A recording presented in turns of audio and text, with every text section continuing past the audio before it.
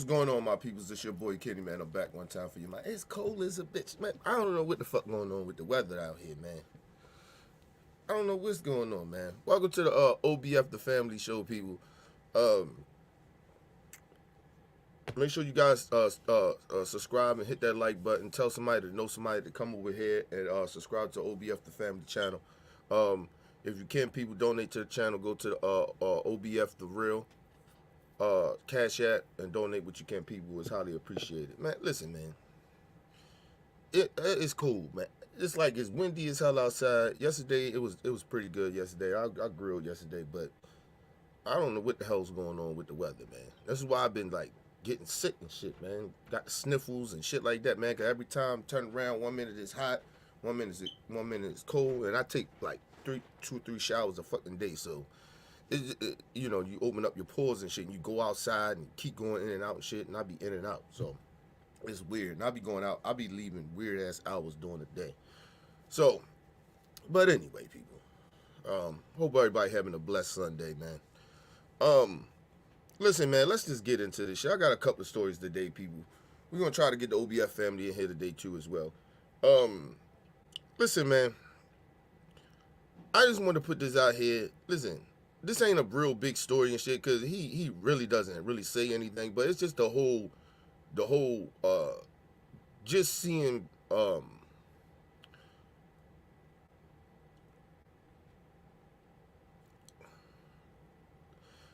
can I put this? Listen, man, I don't know if I could, but I got my morals are better than some people. You get what I'm saying? That's why, like, some people, I always say some people are better than me too as well. So, like, I ain't trying to, like, totally, like, shit on people, right?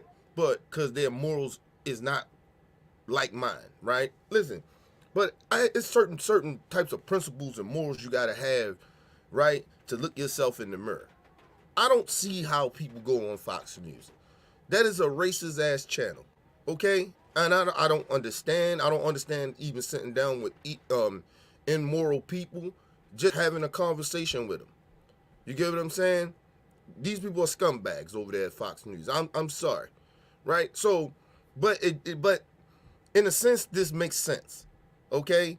Mel Gibson take his racist ass over to a racist network and do a racist ass interview, okay? He ain't say nothing racist, but in the interview, but it's just the purpose of him being there, the connection, a racist network with a racist person. You put that together and tell me if that make any fucking sense to y'all. But anyway, Mel Gibson is a scumbag, okay? And I don't give a fuck what nobody say, nigga. I don't forget a racist with a brother Bell. Shout out to brother Bell in the building. Listen. Hold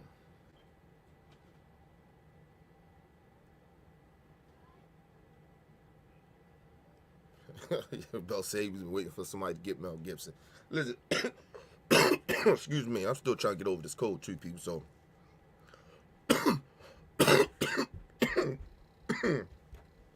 Yeah, excuse me. But anyway,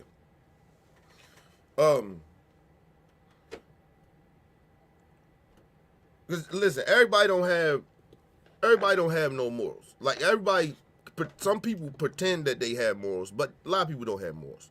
Listen, let's just listen to this idiotic shit. I'm gonna break down a lot of shit in this Mel Gibson shit, right? Of the hypocrisy of Jesse Waters and Mel Gibson sitting up here acting like they some decent type of human beings, which they are truly not. And I'm going to break it down, and I'm going to break the fucking facts down, because I can't stand interviews like this with disgusting ass people acting like they got principles and morals all of a fucking sudden. But anyway, let's get into this shit. Mel Gibson, thanks for joining Jesse Waters Primetime at Fox. Hey, Jesse, how are you? I'm great. Have you had any time to watch Fox recently, or have you been a little busy? Nah, I've been busy. I don't turn on the TV that much. To tell you the truth, I kind of know what's going on, but sometimes it's a little heavy. Yeah, it is a little heavy. Let me just explain something to people. right there is full of it's full of shit, but it's all fuck shit. Listen, people, I don't watch a lot of TV. Right? Like, I don't watch like regular TV anymore. Like, I'm not sitting there watching live shows and shit like that. I don't do that. Like, I'll be watching old reruns of shit, watching new movies or some shit that comes out, or I'm watching boxing or some sports. Only thing I probably do watch live is probably sports, right? Which is basketball, right? Listen, people pretend that they don't watch, they don't know what the fuck be going on. They know what's going on. First of all, the new TV, the new live, or watching live shit or watching TV is watching YouTube or a lot of social media shit. People don't watch TV no more. People just have TVs, believe it or not.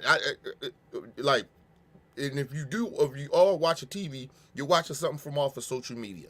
Or people on their fucking phones. The new TVs is the fucking cell phones and iPads and tablets and shit like that. Okay? So people are watching what the fuck going on. So when people like, oh, I don't really watch TV. Yeah, fuck you do. I don't really be watching what be going on. Yeah, you do. If you got social media and you got a fucking cell phone, you know exactly what's going on. Shout out to my man True from New York. What up, True? Shout out to my brother. Listen, right there is already fucking irritating the fuck out of me. But anyway, let's just get into this dumbass shit. A lot of war and there's inflation, but we're going to get through this. I watched your film this morning and I cried. And I'm not a crier. It was a very powerful movie. Jesse Waters, you're a motherfucking lie. Every chance you get to go live on TV, you cry, bitch. You whine and cry about how white men been being mistreated in this country. You piece of shit. You cry every day. The whole fucking network is a bunch of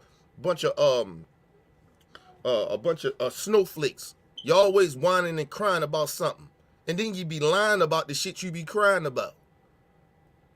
I don't cry like that. Bitch, you cry every day. Nobody trying to hear that shit. But anyway, shout out to my man True. Yo. I don't know what the fuck I did Friday. I know I don't think I went live. I think we did behind the scenes shit. I probably got caught up in that shit.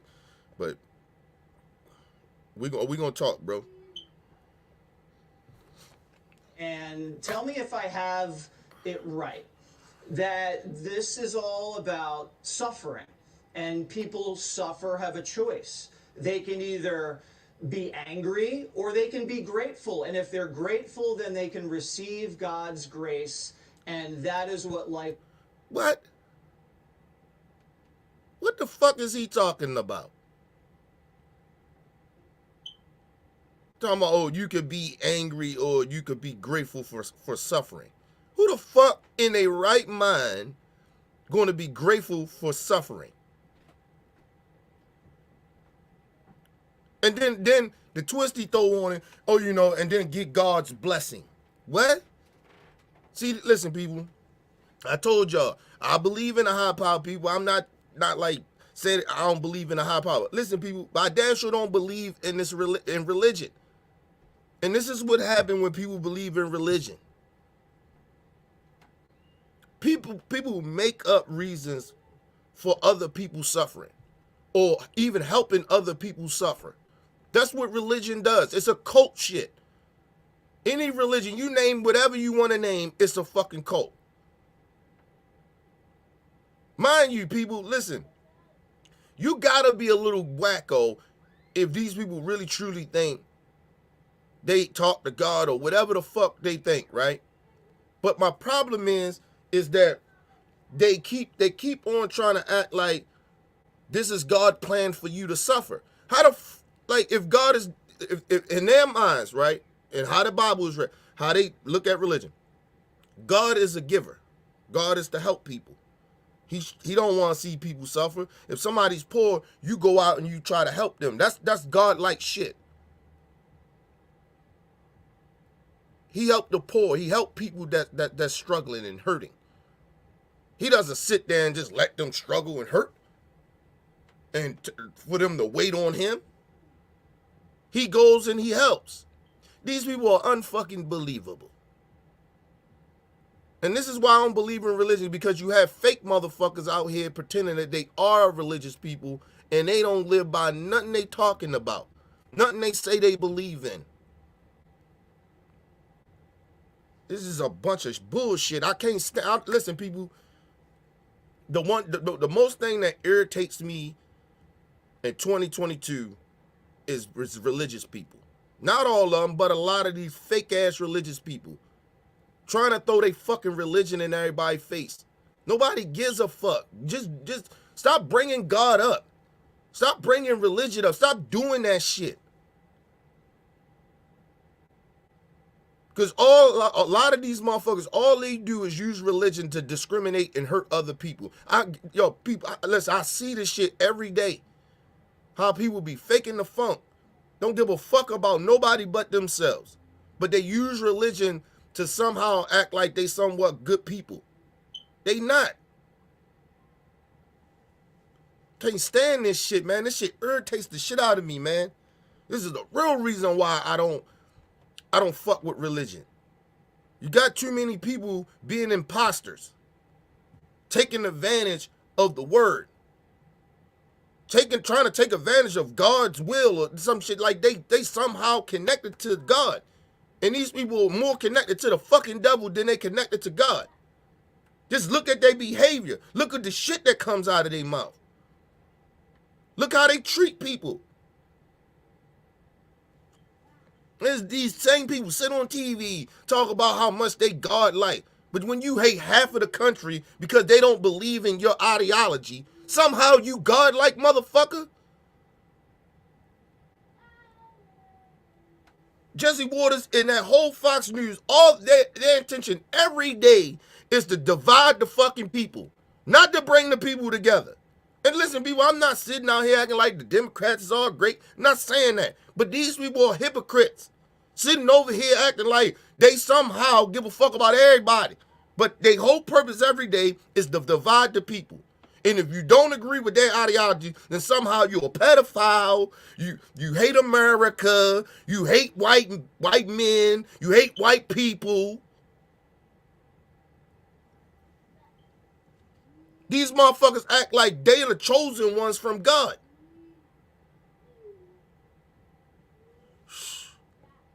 Nowhere in the Bible say these motherfuckers are the chosen ones.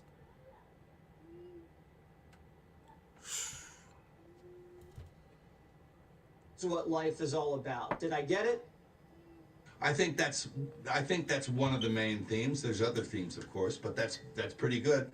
Yeah, Okay, I'll I go feel with like that. I passed the test here. Tell me about suffering, because that seems to be something that everybody goes through. You, me, the American people. How do we process that? Jesse Waters, why you lying, bro? What suffering you been through?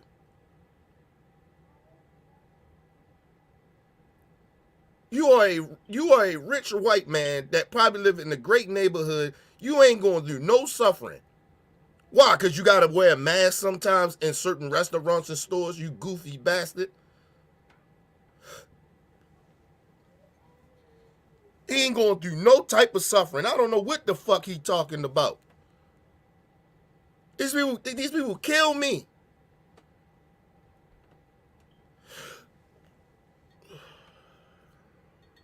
We all go through it.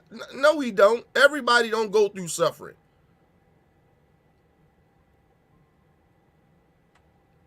These people got silver spoons in their mouth, and they sitting here whining and crying. We all suffer. Suffer with what?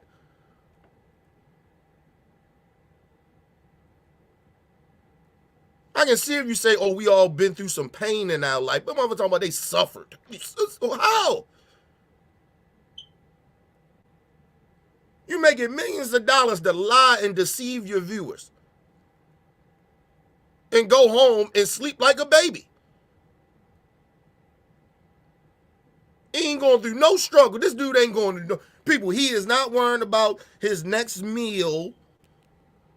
He ain't worrying about is his kids going to get hurt when they leave the house. He's not... you know what I mean? This man wakes up and knows that he got millions of dollars in his bank account. How the fuck he going to talk about he going through some suffering? And everybody suffer. No, they don't.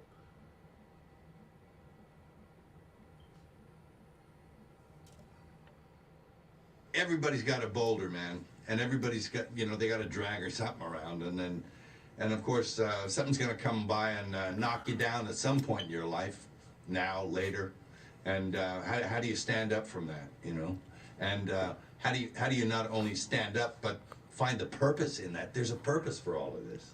Listen, so it's and Mel Gibson full of shit too. This is the same dude that chose to get high, drunk, whatever the fuck, and go on a racist rant with his girlfriend and abuse her, allegedly. He was fucking his girlfriend up. Talking about, oh, something knocked me down. No, you was knocking a female down. That's what the fuck you was doing, bitch. Putting your hands on women and shit. Disrespecting that woman, being racist and shit like that. But somehow Mel Gibson talk about, oh, he, you know, always something that knocks you down. No, you knocked your own self down, bitch. If you feel that way, you knocked yourself down. Nobody did shit to you. Unbelievable, man. Unbelievable, the nerve of the galls of these people when they come out and they speak about shit. Like, we all supposed to forget what you did.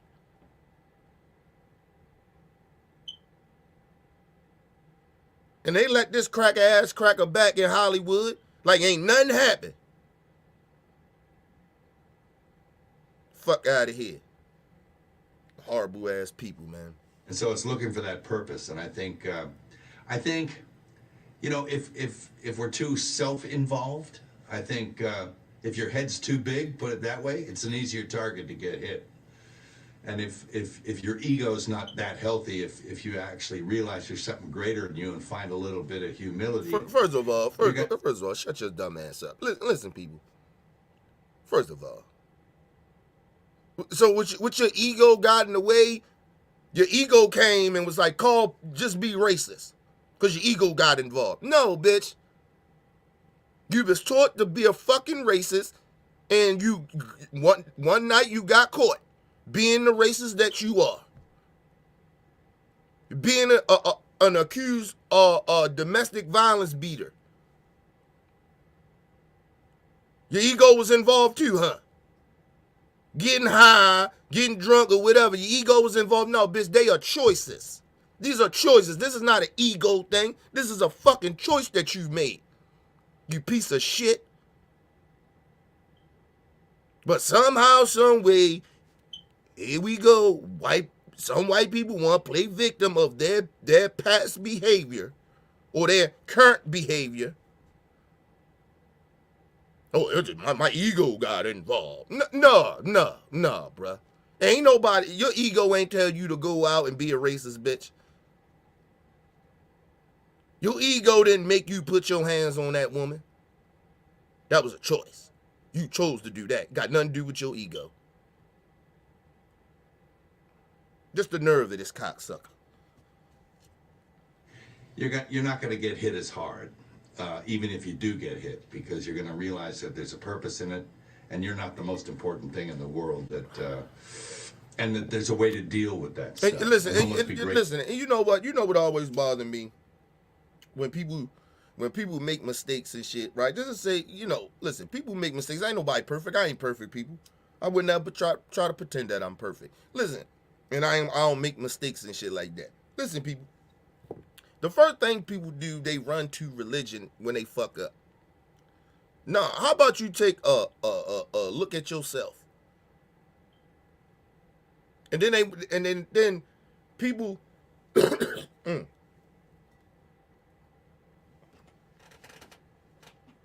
excuse me, people. And then instead of people just taking responsibility for what they did, they jump in religion for cover.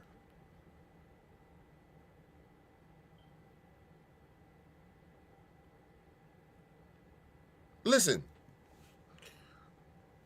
it's no way impossible that these people use God all the time. I just, listen, people, some choices is just your choices you make in life. You got options. You can do the right or the wrong thing. A lot of us are conscious enough to understand what we're doing wrong. Sometimes we just choose the wrong thing. Got nothing to do with God.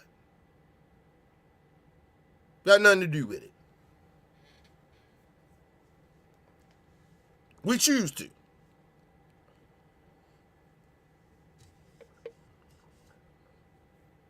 We can all lose ourselves in certain situations or where like we lose our temper and shit like that. But people, it's a choice that you make. That's why always an old saying that your grandparents or your mom or your dad said, or your uncles or somebody, or your elders always used to tell you. You get what I'm saying? Like, think before you react. That's why, like, I always tell people, I don't make decisions a lot of the times without thinking them out. Sometimes I make mistakes and do that. I'm not perfect, but a lot of times, 90% of the times, the decisions I make, that's why I stand on a lot of shit that I say and do. Because 90% of the times, I thought it out. I outweigh shit. Am I willing to, if I do this bad move and I know it's going to be fucked up, am I willing to take the consequences for it? Some shit is just in the moment, shit that just happens, it's just life. But some shit that a lot of us do, we have a choice before we make these mistakes. And then when we do it, you gotta think this shit out. You gotta know that if you make this wrong, you make this mistake, you make this decision, that can lead to a mistake, that you gotta know some consequences come with that shit.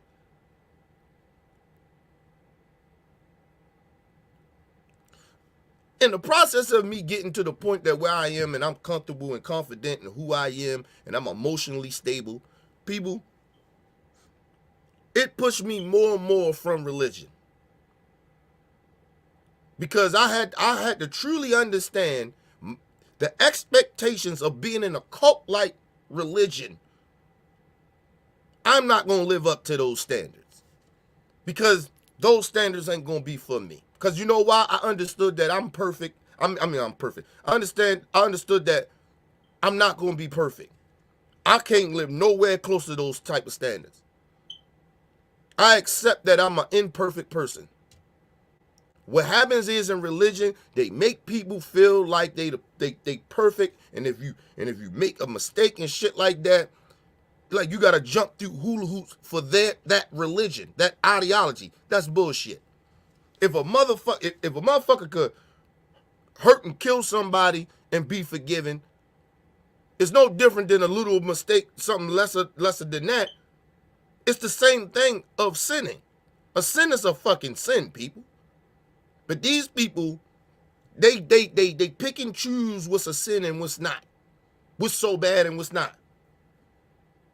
Ask yourselves this. Why in a lot of these Catholic churches and shit, and a lot of just religion shit, period, these people, their pastors and shit wind up being inappropriate or molesting young children, and nothing happens to them, they just send them off to another church. Why is that? Because in the Bible or their Bible, a lot of the times in their religion, a sin is a sin.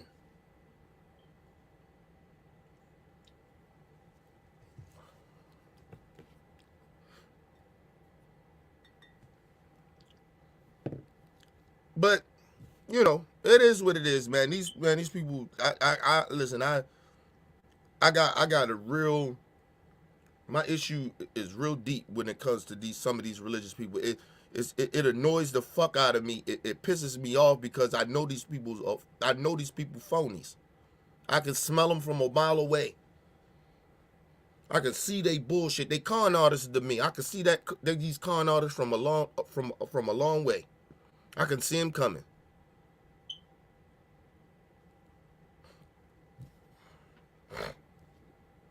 Almost be grateful for it. So, you know, and the other thing, one of the other things I think was in it was like that it's never too late to fix stuff. Yeah. You know, if there's if there's something you missed, I mean, I got 9 kids, you know, and I haven't been a perfect parent. But it's, you know, I have realized on a few occasions that you can kind of go back and fix stuff if you missed it the first time around. First of all, yeah, you did do a lot. What up, Talk? What up? Make sure you guys go subscribe to my man Talking the Grubbin channel. Listen,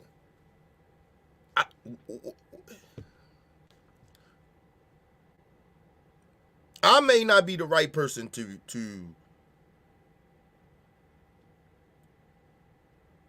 know if a person can be forgived about racism.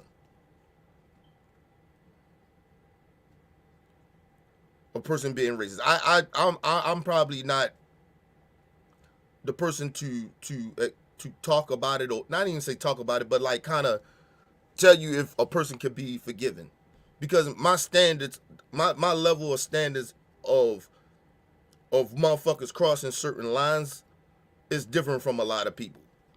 My honest opinion, in 2022, to me, if you cross the line of saying or doing racist shit or discriminating against other people,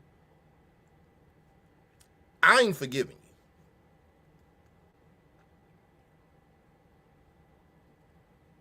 I can't. Because listen, especially if you're a grown ass adult.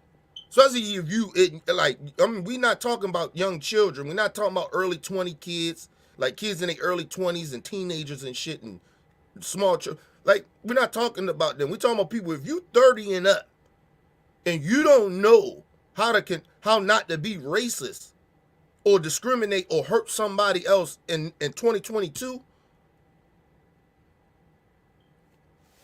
listen, man, I can't forget you. I just tell you that. As a black person in this country, other people different. Other black people are different. Me, myself, I can't forgive you. Once you say some racist shit, you cross that line of being racist or discriminating against others, ain't no coming back from me. You out. I can't fuck with you. I can't rock with you no more. And that's the same thing with Mel Gibson. I don't give a fuck if he assumed or had a nervous breakdown, or somehow he delusional, he seen God or he felt God again or whatever. I don't give a fuck. I don't accept any racist apology. I just want to put that out there to the racists and people that discriminate against others. I don't forgive you. Sorry. I ain't a bigger human being than that.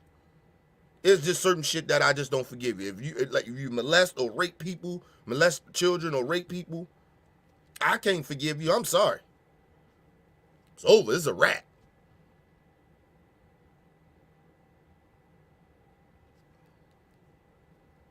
So, like I said, I'm probably the wrong one to try to tell other people, could you forgive a racist? Like, you know what I mean? My threshold for that shit is, my patience level for that shit is just, nah. Especially grown ass people. I can't do it. What up, Mel P? Shout out to my brother Mel P. Shout out to you, Mel P, for donating to the channel the other day, people. My brother. We highly appreciate it over here. But yeah, man. Nah. Sorry, bro. I just can't do it. I can't motherfucking do it. When Martin say I can't motherfucking do it. Listen, because I seen the effects of that shit, of like when I see kids, black children being racially profiled and being called niggas and shit like that, I know the effect that shit has on you, because it happened to me. So I know it fucks with your self-esteem. It's a child. So nah, when I see grown ass adults being racist and shit like that, nah, bruh, I ain't getting over that. I ain't letting that go. I'm not forgiving that. Sorry. Maybe in a couple of years, or maybe I'll be a better person. But right now, I ain't that better of a person yet. So, whatever. Fuck Mel Gibson. Any of you other racists. If you ride with a racist, I can't fuck with you, and I won't forgive you. And you can't change my mind that you ain't a racist right now. And I'm sorry.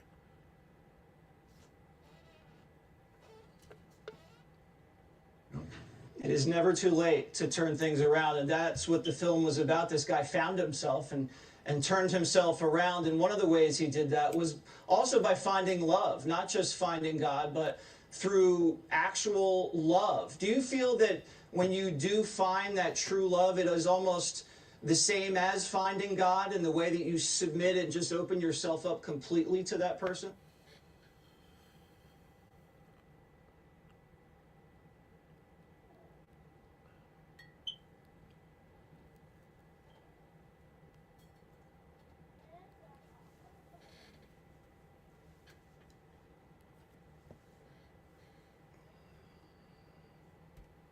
What DMX say? Here we go again.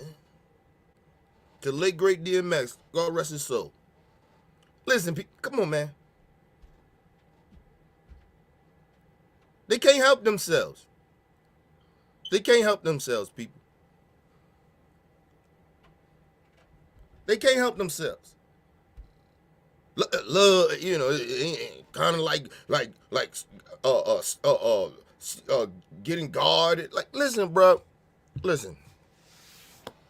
These ain't nothing godlike about these people. These people really think if they believe in a cult-like religion, somehow they connected to God. Really? Really? You stupid motherfuckers keep telling yourselves that.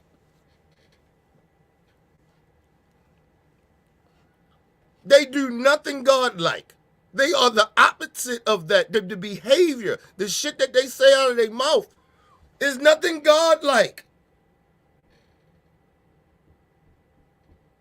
You got two races sitting there talking about, yeah, God.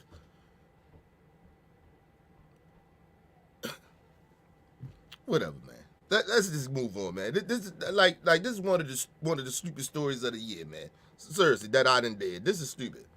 This is so fucking stupid. To that person? Well, of course. I mean, you know, a real healthy faith comes from complete abandonment of self, which is very difficult for most of us. And basically, like I said, religion is a cult. Okay? You basically just ignoring reality. A lot of these people do for some type of purpose of wanting to be a part of something. Listen, people, it ain't shit. It ain't nothing in this world that I will totally turn off my blinders from seeing the truth because of some fucking cult or because I'm too.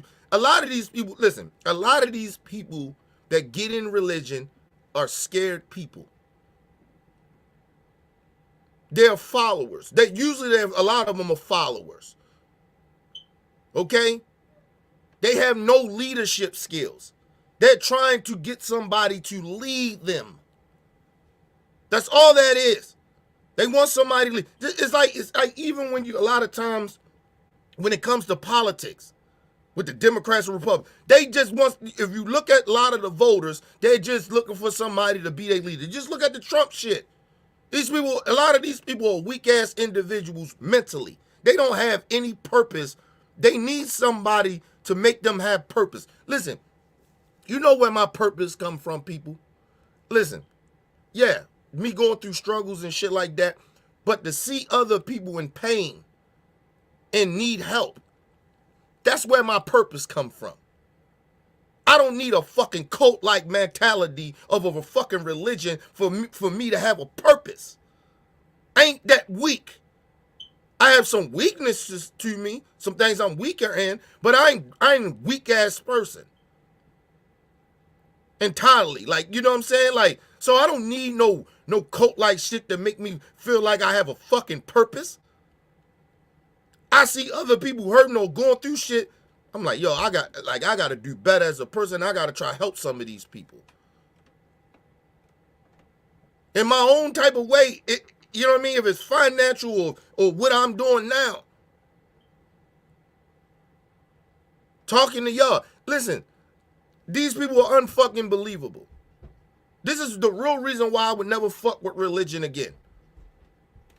Because me studying this shit and really knowing what the fuck how a lot of these people. See, I told y'all I'm into the psychological thinking process of some of these people, how they think. That's why I talk about this shit. That's why I even watch some of this shit, because I be just trying to figure out, why is these people saying this shit? But then you come to find out a lot of these people are weak-minded people. And then they put on this persona on national platforms or get out here talking this nonsense shit like they're leaders. Like they got a leadership bone in their body, and they really ain't nothing but a bunch of fucking followers and weak-ass people.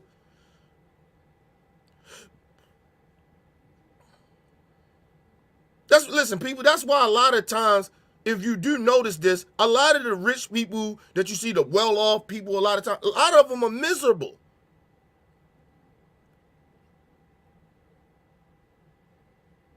Because see, all that money and that glory and that fame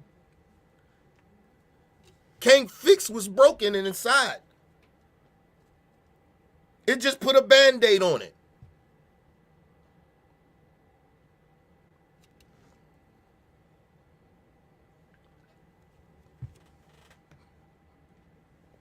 It just put a Band-Aid on it. That's all it does.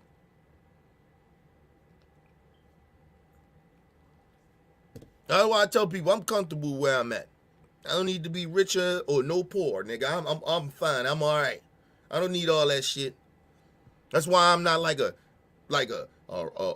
raw dude, like to be out here shining and shit like that. Listen, man, when I want to dress up and look nice or whatever, nigga, I got the shit to do it. To put on and look nice, I can do that. But, nigga, I listen, I've never been a materialistic type of person. So, like, a lot of this shit is boring to me. When I see motherfuckers out here wearing all this jewelry and getting all these expensive cars, that shit is boring to me.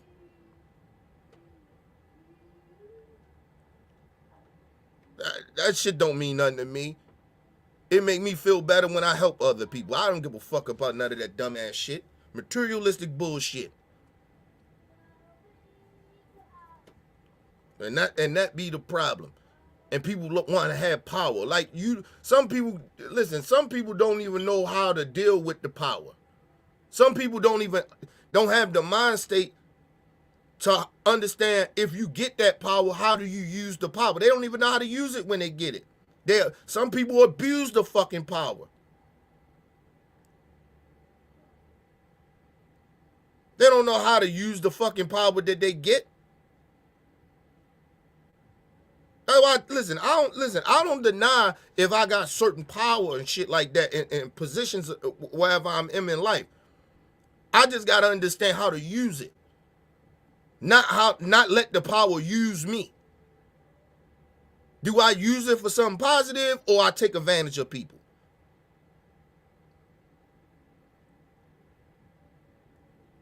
That's why I tell you, a lot of times people not even qualified to be talking about shit or be in certain positions of power.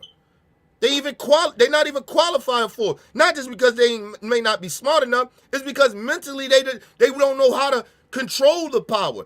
They let the power control them.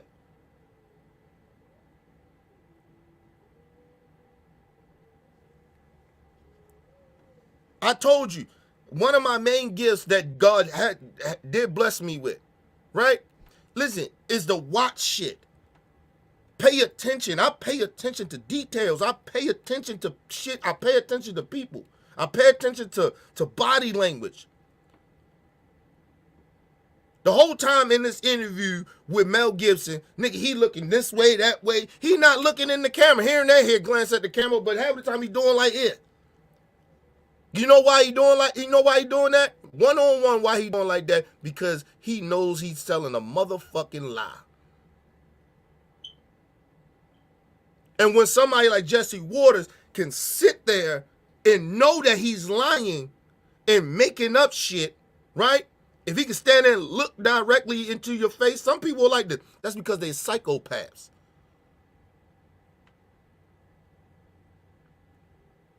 A lot of times you can look at people's face expressions and they can tell you that they're not genuine people. If you don't see any listen, I always tell you, I guess it's just me. I can look at certain people in their face sometimes and see if they got passion, or if they a fucking psychopath, or they weak.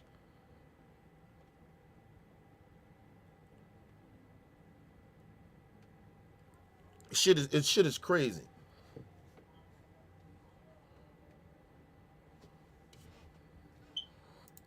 And you know, some of us hang on like, I don't know if I've ever achieved that complete abandonment. Maybe a few times in my life, but Mr. Ego's always waiting there. I call him Bjorn. I just gotta, he's face down in a pit in the backyard, and I always got to shovel a spoonful of dirt on him now and then just to keep him down there, or he'll get up and start wreaking havoc again.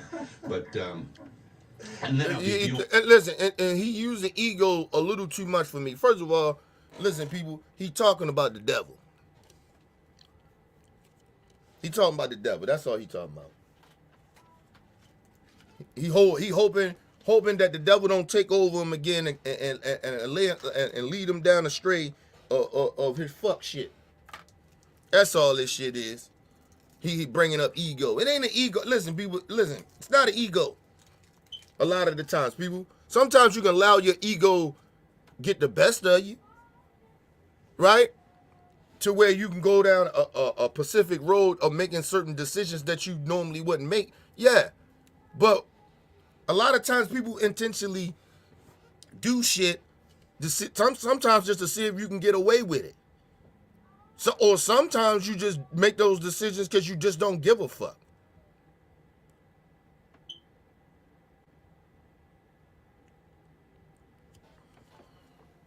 Like I said, man, only you could want to be a good person. Nobody really truly influences people to be good people. You have to, first of all, people can, you can have people that influence you, or people that you idolize or look at, but it starts with you. Because at the end of the day, even the people that influence you or told you good shit or give you good advice, they can say that all they want. That don't mean you gotta listen to it. That don't mean that you could take what they saying and, like, you can't live nobody else's truth. You only can live your own. Like, I have a lot of people I idolize and I got love for, but that make me want to do better. But I had to accept of wanting to do better. You know what I mean? Times my OGs and elders was telling me, this is how I do. Now I get it. Now I see it. Because you know why? Because I was not, at a certain point, I started to accept that I have to change. I have to change. You can give me all the knowledge and the wisdom you want and the jewels, but if I don't want nothing to do with that shit. I don't give a fuck about that shit. It doesn't matter to me. I gotta want to do it. You gotta want to have that shit. You gotta want to be that person. If you don't, then you continue to do whatever the fuck you doing.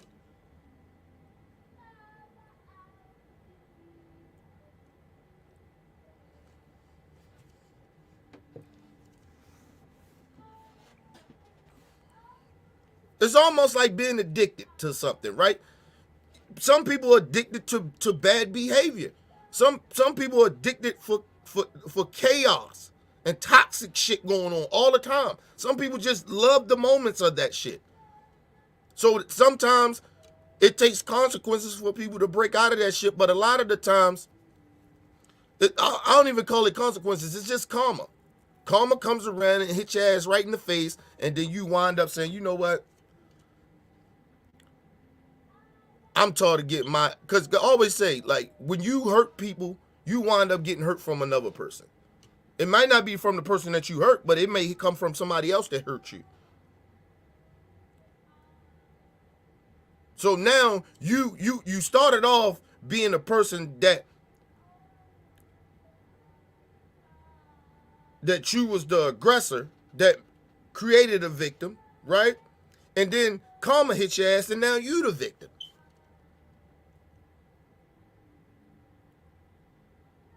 So not to be the person that help create victims, you have to make a change.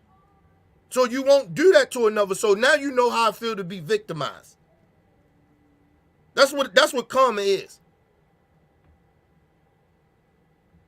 And a lot of times people think that they're bigger than what they really truly are, but they're really not.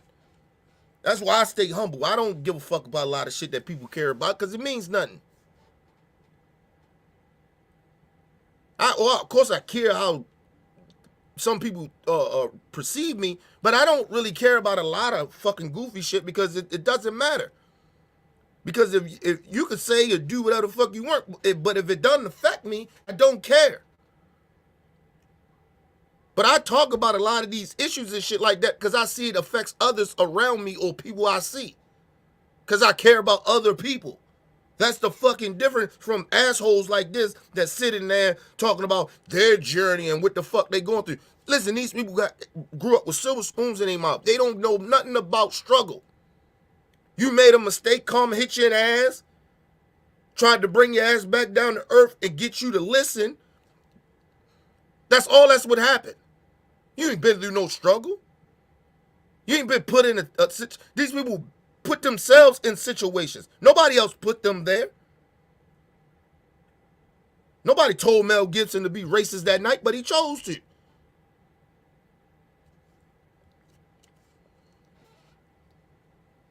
Then I'll be Bjorn again, you know. But yeah. I'm picturing you in the backyard with a shovel, just smashing the bejesus out of Bjorn. Do you think the American people are very caught up in ego? The way that most people throughout the world aren't. We're fixated on ourselves and just not really looking out for the rest of the country. We're all just wrapped up in who are you talking about? You talking about what's this we shit? What's this we shit, bruh? I told you in 2022, nigga, it's us against y'all. It ain't no we shit. We not all one in America. I need all you racist, dumbass Trump supporters or whoever it is, you right-wing nut jobs. Listen, we ain't Americans. I'm not Rodney King, nigga. We ain't all getting along. I'm sorry. I seen too much hate and racism in this country for us to be one. Sorry. I'm actually really not sorry, but fuck you. Listen, we not one. We not one. We not all Americans. You bitches are traitors. We trying to help save just human decency in this country. You bitches want to be traitors. You don't give a fuck about the other side? Because I'm on the other side. I ain't with y'all. I don't side with racists, nigga. I don't go around because it's politically correct to you're a Democrat, you got robbed with a Democrat. No, if the Democrat ain't shit, fuck them too. They on the other side. They my enemy. I'm sorry. And people can get mad all they want. This is what the right wing has done in this country. And I blame Democrats too with their lying to the American people as well. We are not the same. We are all not Americans, nigga. You niggas are traitors. You defend domestic terrorists. Like January 6th motherfuckers. You defend racist militia groups. You know how I know that? Because you ride with Trump. And we know he does it.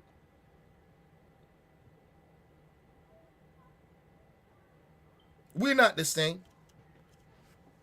We're not the same. We all not Americans. I remember this a while ago, this, you know, and for me, I don't like to talk to people that I think that's not on my level of intelligence, right? Listen, a white dude coming to me, start talking about, you know, politics and shit. You know, right off the back, I knew he was a Republican just because of some of the shit he was saying out of his mouth. Nigga, I don't got time to be sitting down with people like that. I tried to ignore the fuck out of him. I just looked at him, okay. Got my shit and rolled the fuck out the store. The reason I knew he was on some bullshit is that he said some shit. He was talking about like how the country is divided and all this other shit. And he was like, you know, it's these damn Democrats dividing the country. He didn't necessarily like say inclusion, but it was a certain word that he used. And I was like, see, this is the problem. So it's just all Democrats' fault. It got nothing to do with the right. It's just all Democrats. I ain't saying a part of it ain't true, but I'm just saying if you sit there with this blatantly blindness of, oh, well, yeah, it's just the Democrats that's just dividing the country. Really? Really? That's who dividing the country. Listen, half the time I tune out people that even bring up if people should be more, we should have more people, if more people believed in God or religion, we'd be better. No, we wouldn't. Everybody be just living in a cult. Just like you are. We'd be a part of a cult. I tune people out like that too. Because just because I don't believe in your religion doesn't make me a bad person. I probably care about more people than you do. You only care about people that believe in your shit. I don't. I don't wish harm or bad to anybody that don't agree with my ideology or what I think. I don't hate people. I don't wish harm to them. Look, you do you. And I do me, and we'll see how this shit work out. We all gotta go see God. If I'm wrong, God will tell me when I get there. When it's my time. You ain't gonna be my motherfucking judge. You ain't qualified. A racist can never be qualified to tell me from right from wrong. Or telling me what I'm doing wrong when you a fucking racist. The fuck out of here, man. Up in what's going on in our own lives. Do you feel that way? Well, I think that's endemic to the entire world. It's like it's not just us, but it's a human failing. And I don't think we've cornered the market on ego. Keep bringing up this ego shit. It's not ego.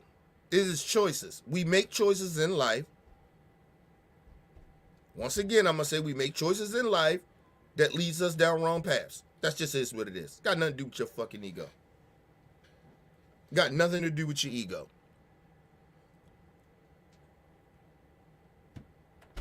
And listen, first of all, we was put on this earth to be imperfect people. And it don't matter if we follow the word of some fucking religion or Bible that somehow that makes us good people or better people. It doesn't. People, I have never seen in my lifetime. I keep telling everybody like this. Listen, you see more religious pastors making like worth millions of dollars. These motherfuckers are like rap stars. Hollywood elites. They hang around the Hollywood elites. Because a lot of them come to them churches. Some of them religious people go to their concerts. I've never seen no shit like that when I was in religion. When I was part of the religious shit. Listen, how your pastor is living in a better house than you do? How is that? You know God walked amongst the people, lived amongst the people. He didn't live in some old big ass castle, some big ass mansion. He lived in the same fucked up communities or where the community was at that was hurting. He lived there. But they don't tell you that about the Bible. They pick and choose what they want to do, or they misrepresent the Bible.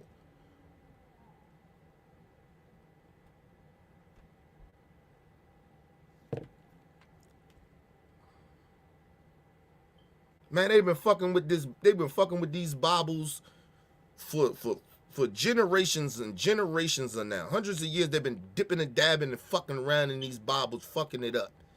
Putting their own little twist on it. The New Testament. What the fuck is the New Testament, nigga? Some shit. Anytime I hear that shit, that means that that regular humans been fucking with God's shit. Leave God's shit what it was. But nah, not these motherfuckers. They you know, because I told you a lot of times it's the arrogance of these motherfuckers. Cleflo Dollar, all of them, bro. The white boy, I forgot the white boy name. Hit that motherfucker. All these fake ass evangelicals, all these motherfuckers. These bitches out here making millions of dollars off of people's weakness. Of their purpose of being a part of something. Just making millions. Nigga, listen, if I'm a pastor, nigga, I cannot, listen, my purpose is not to live, nigga, I'm living in the same neighborhoods where my church is. Every time these motherfuckers build churches, take the church somewhere else and build a whole new big church in a whole nother community, maybe where they live. And then people got to travel from the fucked up neighborhoods to go to a good neighborhood where the church is. Think about that. Why that motherfucker ain't build that shit in the community? Ask yourselves that. Don't tell me about no motherfucking religious people. A lot of these religious people, I don't want to hear that shit. Fuck these pastors. A lot of them. You making more money and you don't live in the communities where the people at. I don't respect you. I'm sorry, I don't. Hey, don't tell me God wanted me to have this nigga yard. Okay. I feel if that's the case, I feel like God should give me a whole bunch of shit. I ain't got it. And you know why? Because I ain't trying to scheme nobody. My shit come from hard work, dedication, nigga. That's why I'm in the position that I'm in. But no, your shit is to scheme people. You ain't work hard for shit, you scheme people. Fuck out of here. It's, you know, it certainly is a problem. I think the sooner you realize there's something bigger than all of us, the easier it's going to be in your life. And as I say, hard jump to make for a lot of us, even me, and I kind of understand the process. You understand it probably better than a lot of people with your career, and I was wondering if, you know, you had been the one that jumped up out of his seat and slapped Chris Rock, if you would have been treated the same way, Mel. Hello, Jesse. Thank you. That's our time. You see, listen, this motherfucker, he laughing. And see, that's my problem. People thought this, and I don't want to talk, I swear I ain't want to bring this up. As I told you, I don't want to talk about that shit no more because now it's getting to the point of where racist white people coming in and saying, well, if it was a white person that smacked Chris Rock, it would have been a bigger outroar. Listen, bro. I believe Chris Rock probably would have fucked that white person up, probably. My honest opinion. But anyway, he's laughing. It's a joke. It's a joke to everybody. And that's what I was saying. That was my whole point in the beginning of this whole Will Smith shit. Was like, even for black folks to be sitting out here acting like that shit was okay. Oh, I'd have did that. He did that to me over a joke, nigga. Now this man is banned, losing endorsements and shit because he allowed his toxic ass wife to dictate his moves.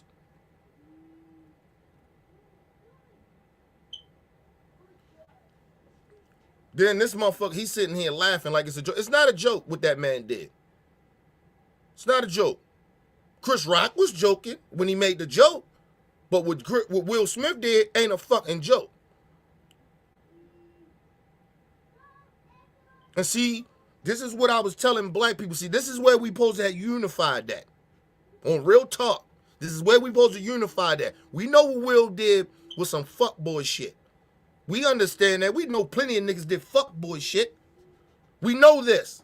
It was like, yo, nigga, you out of pocket. Yo, come on, man. That shit was bullshit. Black people was supposed to come in, supposed to get together, gather together, grab this motherfucker, be like, hey, man, what the fuck is you doing? Supposed to have that black unity. But instead, we had black women, some black men, out here acting like that shit was okay to do.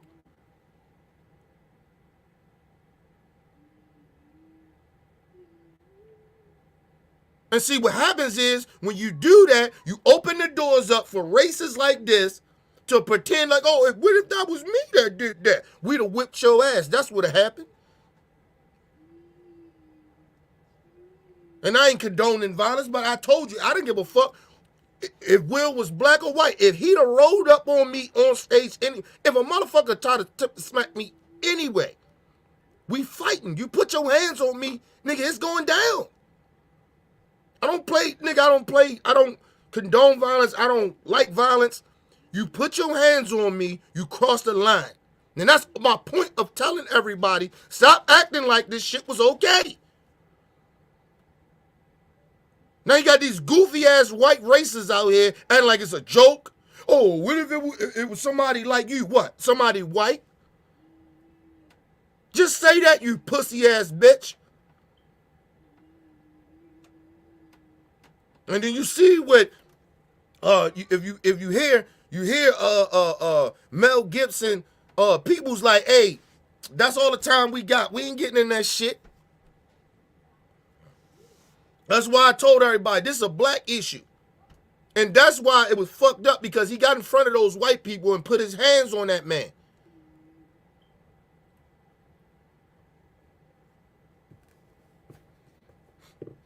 And this is the real reason I told everybody, hey man, listen. Will Smith is one black individual. This ain't got nothing to do with the black community. We should have handled it in the black community, but this don't represent all of us. And people kept trying to make this shit some, this hurt the black community. No, it doesn't. That's that nigga. He did that.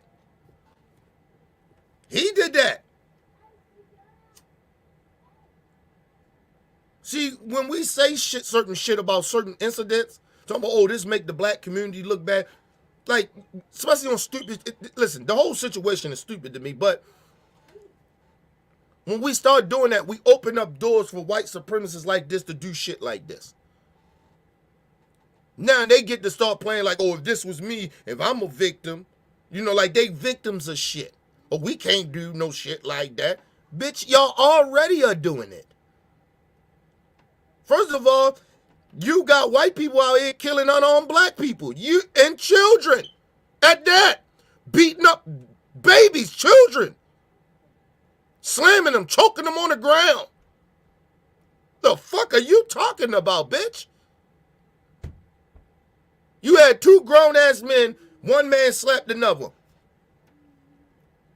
Chris Rock took it? Okay, I wouldn't have. Will was out of pocket.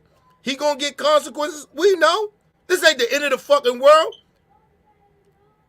We done seen people do worse. I don't see people who was in an uproar. These same people mad at Will Smith, these white, the Kansas all the way, fuck them bitches. But listen, they always in the uproar about this Will Smith shit. Oh my God, I can't believe he did that, and he smacks him. Bitch, you was out here defending the person that killed George Floyd.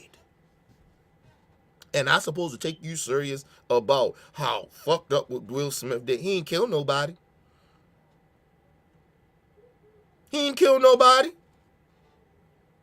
Chris Rock ain't dead.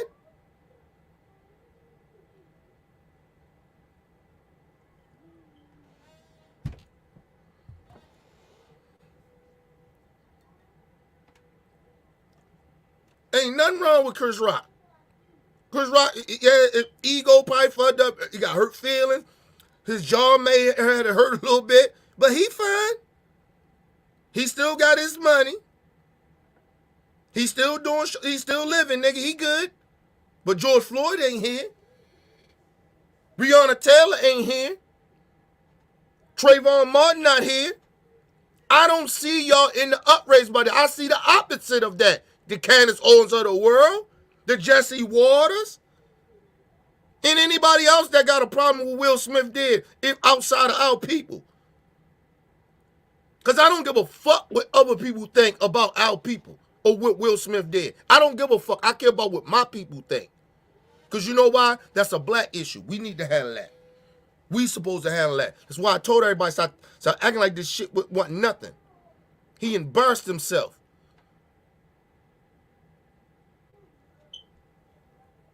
And I knew that these white supremacists were going to take advantage of this situation. So I was telling black people, don't be sitting out here glorifying that shit, acting like it's okay. We need to be in front of that. We need to handle that. Get black Twitter, whatever. Don't be out here condoning that shit. Social media motherfuckers making videos. I did the same thing. These black niggas, black YouTube, I did the same thing. No, the fuck you wouldn't. A lot of you wouldn't have done none of that shit. You're a bunch of scared ass niggas. No, you wouldn't have.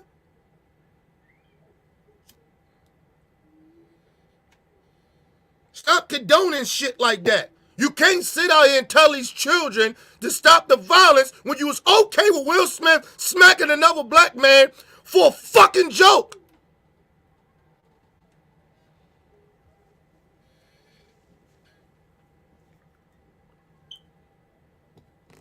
A lot of people I used to watch and shit, they lost credibility with me. You don't condone that shit. What the fuck are we teaching the babies? I told y'all, I ain't here for fucking adults. I'm here to help try to lead these kids to do better. Hopefully they do better. Give them some jewels. Tell them this is wrong, that is wrong. So they won't make the same mistakes that we make. What the fuck are we doing? We telling these children that was okay what Will did. I did the same thing. So now that child thinks, hey, you know, that young person thinks, you know what? Motherfucker make a joke about my girl and she don't like it, I'm gonna smack him. What? And then what may happen? Because they live in real reality. A that motherfucker that he smacked shoots him in the face. Now we lost two of our black children. Because grown-ass adults sit out here and act like what Will Smith did was okay. Now we got one dead. Now we got one in jail. He's basically dead. He's basically dead.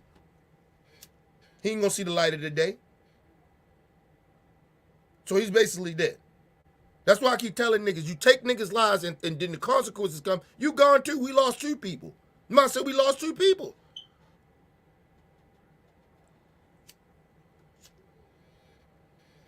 That's why I don't condone violence, man. I know what violence can lead to. I know it's consequences for violence. And just like I said, as a human being, violence leads to you victimize another person. Me being violent with somebody be my last resort. That's why I usually like to talk some shit out, or I just stop talking to you, period, so I can calm down, so I won't lead to put my hands on you or you putting your hands on me. I told you I walk away. I ain't sitting out here fighting no brother, no sister over no words. I walk the fuck away first. Because I know me. So I'm going to walk away. I don't give a fuck how disrespected I may have felt.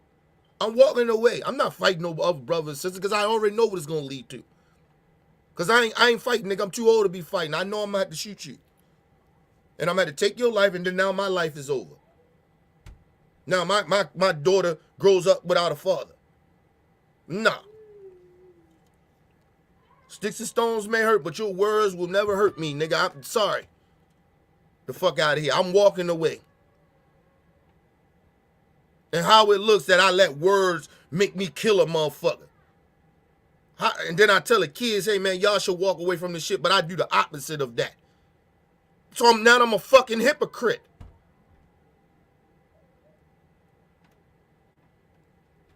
I told you, these motherfuckers a lot of people are hypocrites. See, I don't just say this shit, I live this shit. What I say out my mouth and what I believe and I tell y'all that I believe, I live this shit. I don't play around with my morals. If I say I ain't gonna do something or I will do something, that I stand on it. I'm gonna sit out here and bullshit people. Like, come on, man. These kids are getting enough bullshit as it is. So why would I sit out here and bullshit these children?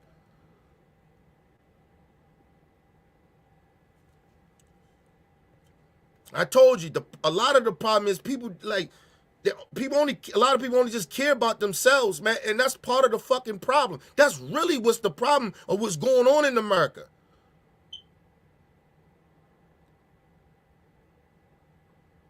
People only give a fuck about themselves. Don't even care about other people around them. About me, me, me, me. And what is this me, me, me shit leading to? Divide. Jealousy, envy. And you know what that leads to? Crime. Because a lot of motherfuckers out here way too emotional for me. And that's the real reason I stay away from people. Motherfuckers too emotional for me. Stay the fuck away from me, man. Motherfucker sitting there. No,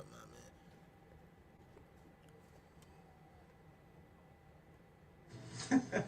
Have you ever thought about that? Thank you, Jesse. Okay. That is our time. Well, Yeah, thank you very much. his people did the right goddamn thing. You got this motherfucking clown sitting here still talking about this shit. That's why I don't like talking about this Will Smith this shit no more. Because it's just stupid shit to me. It's just stupid.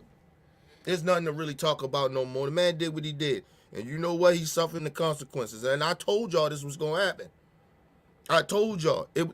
Listen, even if you thought it was right, you had to know that this man was going to get consequences for what he did. He crossed so many lines over a joke. Is it like, and it's crazy, it's crazy for people to say like, oh, I'd have did the same thing when they don't have enough shit to lose. They don't have nothing nowhere compared to where he can lose. Shit. Damn it. Trying to get this cold out of me, people. And then a lot of motherfuckers they acting like they Will Smith or something. Nigga, Will could get a pike. Listen, he got some consequences, but if he wasn't Will Smith, his ass would have been in jail.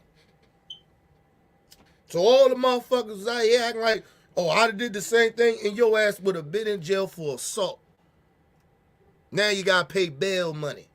And Will could get he could pay bail money, nigga. He could pay for a good lawyer. You can't. A lot of you can't. Oh, goofy ass motherfuckers.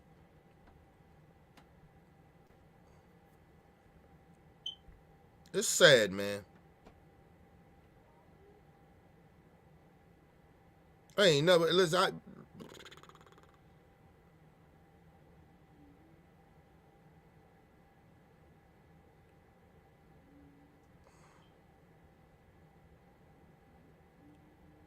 just disgraceful. Just disgraceful. I don't even understand how people just like not see certain shit.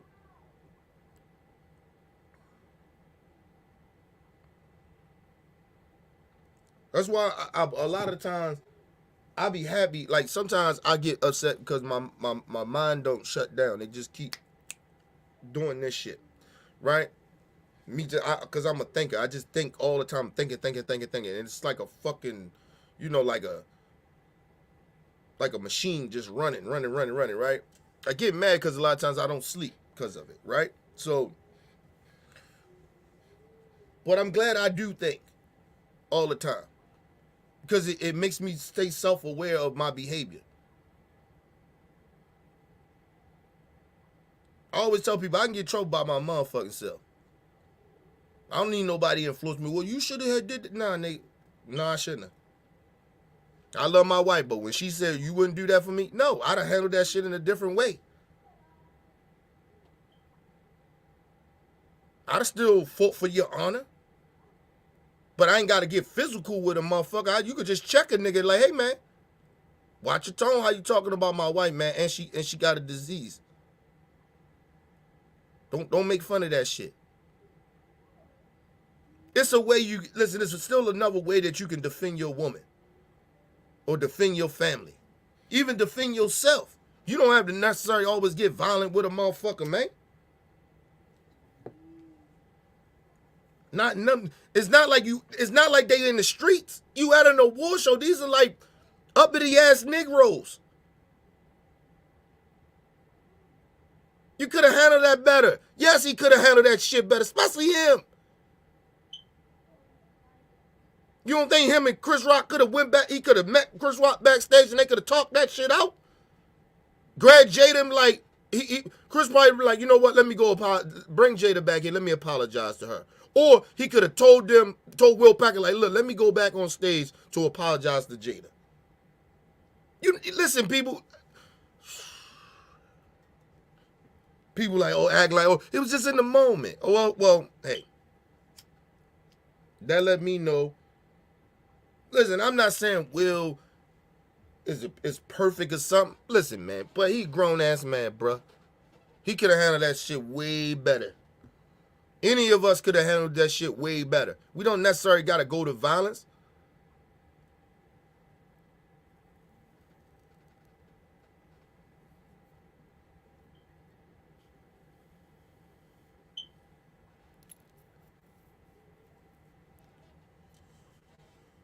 I teach my daughter all the time not to, hit and all that shit. Like, you know what I mean? What I look like doing the opposite of that.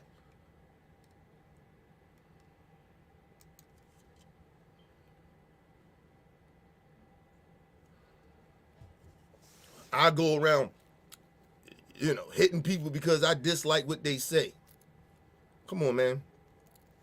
Listen, and the fucked up part about it, I come from where you say certain shit, you can die. Words can get you killed. I done seen motherfuckers in confrontation, just words was going back and forwards where all one of them had to do was walk away. And nobody would have died. Now kids are growing up without their daddy, family growing up without that person, having that person, a mom that lost her kid. Like, the devastation of people just having self-control and like, yo, we can handle shit better. Where you still don't gotta look like a pussy ass nigga. Niggas in they macho shit. Come on, bro. There's always somebody out here bigger and badder than you. Always. That's why I move in respect level. I respect people. Until you show me that you don't have no respect for me. I will introduce respect first. Until you show me something different. You ain't gotta listen. You ain't gotta wait on me to give you respect. I'm gonna give you that shit out the gate because you know why? Because I want that shit right back. I want that. I want you to do that. So I initiate that, and maybe because I'm probably a better person than some other people to do that. But I will do that. I will give you respect out the gate. But you cross that line, you fuck that respect level up, then it's different. It's different. Then we gotta go down different avenues. But I'm not condoning violence. I'm not telling motherfuckers they gotta get violent because a motherfucker don't respect you. Fuck them. Listen, I don't respect a lot of people. That don't mean motherfucker gotta get violent with me.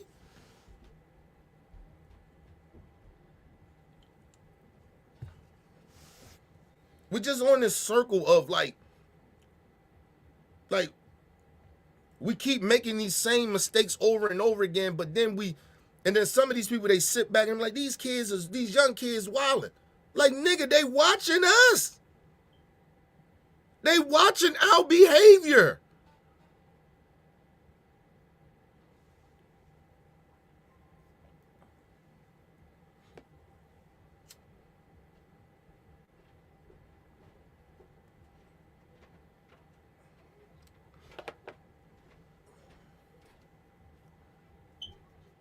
You know the real reason why I don't get mad at a lot of these young niggas, right? Is because simple fact, my generation was a part of the reason they the way they are. They followed our blueprint.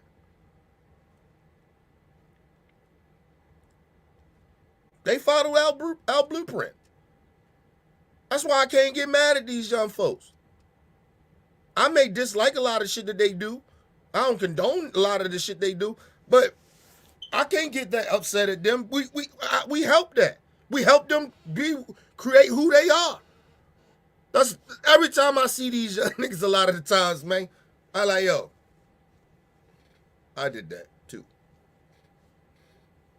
Oh, my man did that too.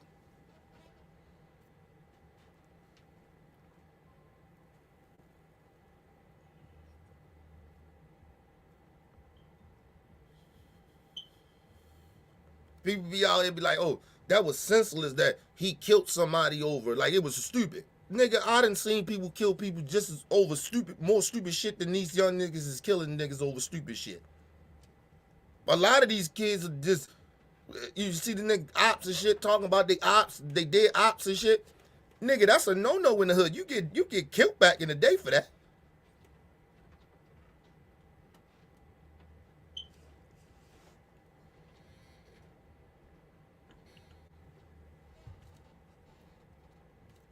And then you gotta remember, my era was different too. Like, you gotta understand, the older niggas, they made sure, like, it was niggas that like you wanted to be different. You didn't want to be like everybody else. Like it was different hoods. Like, blocks was like hoods. Like, they was different. So everybody, like, niggas on one block was acting way different than another nigga on another block. We ain't want to be like them niggas. Them niggas ain't want to be like us. We don't rock like them niggas. We don't rock like y'all niggas. Like, that's how it was. Everybody a copycat. But the reason that a lot of these little young niggas are copycatters, and that's basically what a lot of y'all young niggas are. You get mad at me all you want. I don't give a fuck. It's the fucking truth. The reason that y'all like that is because my generation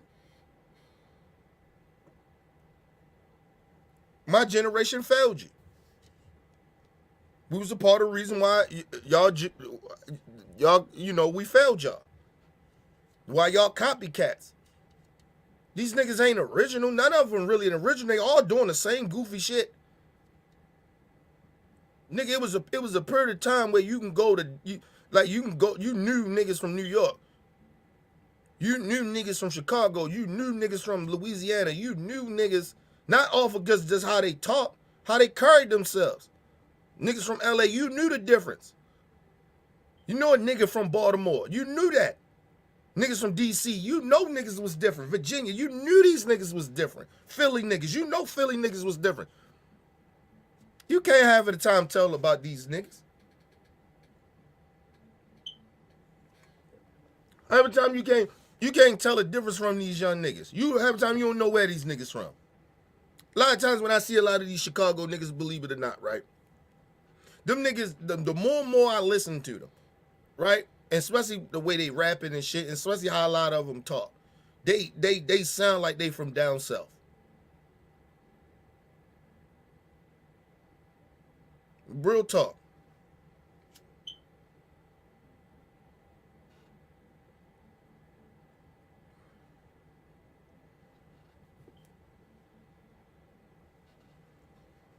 Because a lot of the times, if you believe it or not, a lot of it is the slang. It ain't more about the dressing shit. And even when it came down to dressing shit, a nigga from New York, you knew how a nigga from New York dressed. Even still to this day, a little bit, you can see the difference from a lot of these New York niggas of how they dress. But they more around my age range. You can tell the difference, right? But these young niggas, a lot of these young niggas in New York, these niggas dress like they from South. You look at a lot of LA niggas, it's kind of the same shit. LA is always going to be a little different because that's the home of gangbanging. So, that shit a little different there.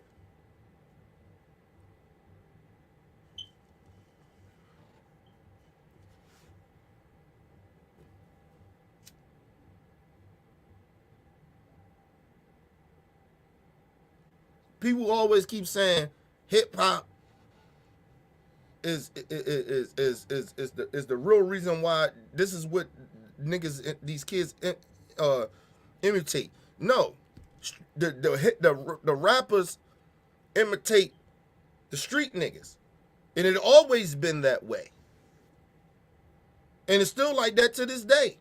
You see a lot of these niggas. Listen, It ain't a lot of these niggas that get in this rap shit that are street niggas anymore. They don't really, a lot of these motherfuckers don't come, because rap is like pop culture now. So a lot of these motherfuckers don't come from real street shit or hood shit. Like, just because, like, being a rapper, bro, you usually had to come from the streets. That's why people like acting like, oh, these niggas is still acting like they from the streets and shit. Like it's some weirdo shit. Like not weirdo shit, but it's like they taking this shit way too far. No, nigga, a lot of niggas that was rappers came from the streets. Back in the day, in any generation of hip hop, they usually come from the streets. It's the weirdo shit now that a lot of these niggas ain't street niggas.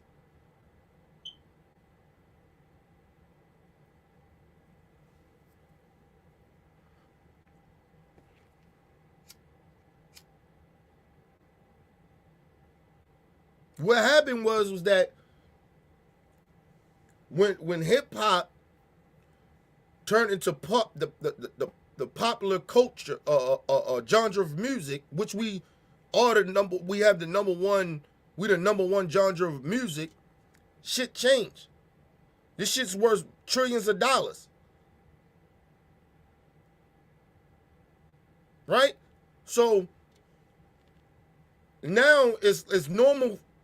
People look at a lot of this shit is like it's normal for motherfuckers not to be from the streets.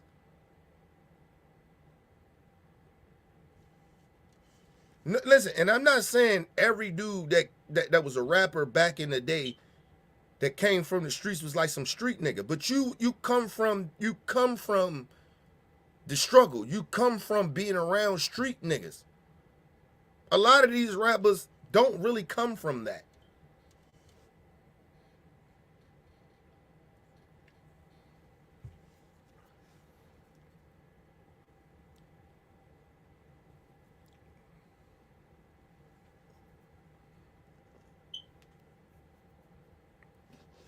And people gotta really truly understand something too. It's like, and I always say this about these rappers, right? Because there was a period of time where this was happening, right? I always say,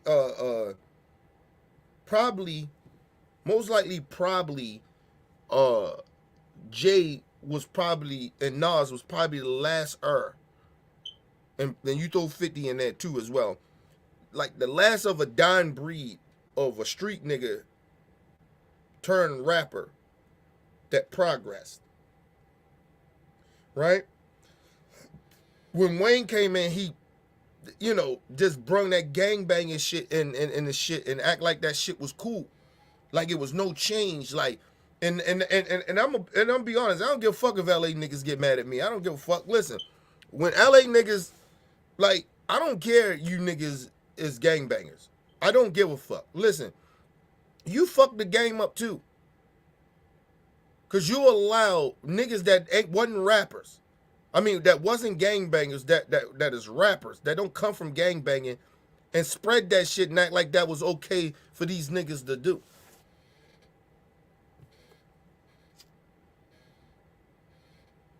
And now you just got everybody want to be a fucking gangster.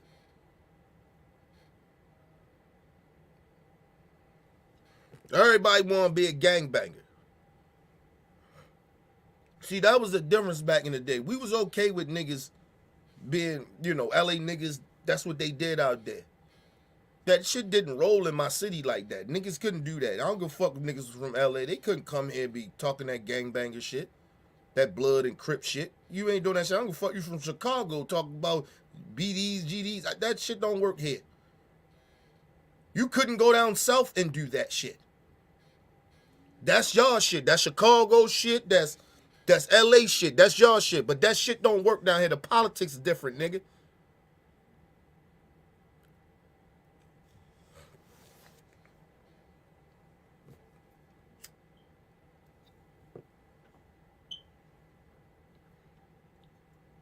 And I blame that shit, a lot of it too, as well, on New York niggas. For allowing that gangbanging shit to happen in the 90s. Because that's when it started in the 90s. And it started to grow and grow. And they start pushing that shit more and more. Start getting in the South and all this other goofy shit.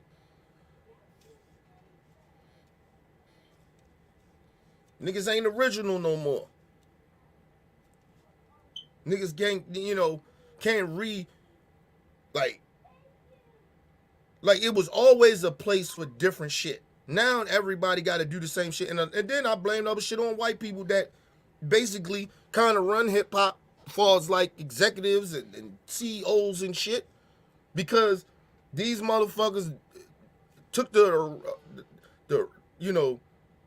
the difference of where motherfuckers was from and act like, no, you got to do like this so you can sell. Like, nah.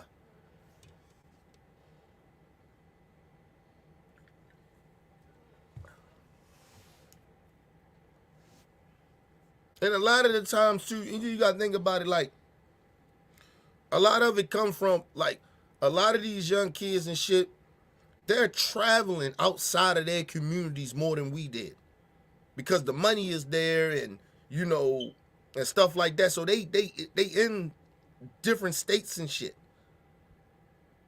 You know what I'm saying? So for us, nigga, I didn't leave my block really like that. Like, you get what I'm saying?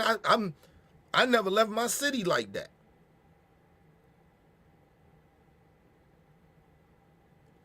Now everybody want to go to everybody's hood, want to go to everybody's state.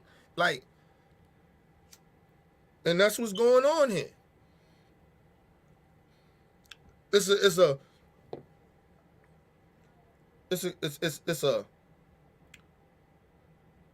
group of all that's making the problem now. That's why the kids are fucked up, because there's no guidance there. Everybody, like, they followers, and they can't help that. They biters and shit. They can't help that shit because simple fact, like, it's a lot of access for them to go to different places and shit like that. Not saying they shouldn't, but a lot of the times, like, then you have people that comes into the hip hop genre of music, and they like hip hop is like, I always keep telling people, it's a struggle. Like, usually you hear the pain and the struggle people you connect to because something they come from struggle.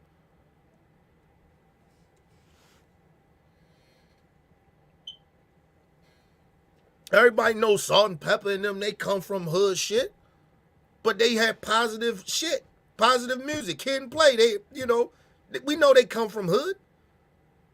But they was positive. And motherfuckers that was hood accepted that because we was like, okay, they doing something good. They ain't trying to be like us. Everybody want everybody to be hood. Be street. Like, that shit is popping, nigga. To be a thug, to be a hard nigga, that's what. All right, listen. I seen the hardest niggas fall, and that's why you see a lot of these young niggas that don't. And people always keep saying that these kids they don't see themselves living long. The reason they can't see that is because of the simple fact of what everybody is putting out here.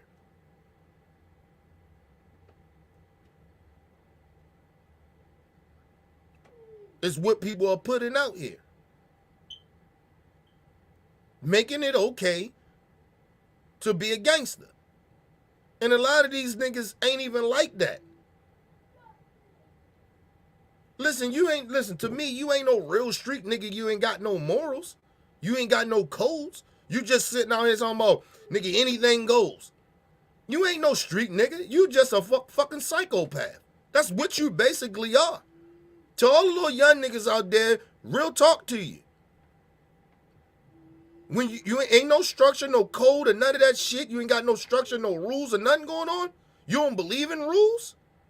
Like, when I heard that shit from Chicago, niggas, I was like, yeah, whatever.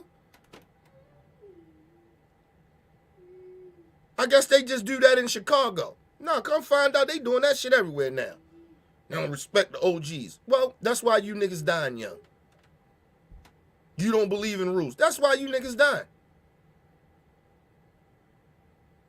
And family members are dying. Your own babies is dying. Because you have no rules. You see a nigga with his kid, I don't give a fuck you beefing with him, you let him go. I don't give a fuck he murked your brother the last week, nigga. You don't kill kids. You don't shoot at niggas with their kids. Nigga with his mama, nigga, you let him slide. He with his mama, nigga. You think his mom is okay with him out there doing what the fuck he doing? No, but it's her son.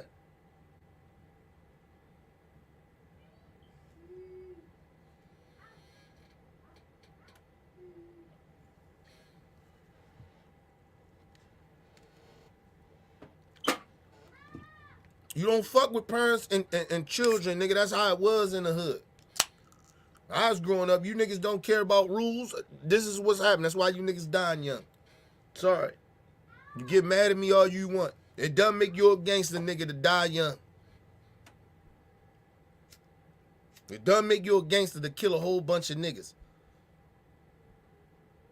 You shouldn't be respected if you just around killing each other over nonsense because you don't want to live by any rules.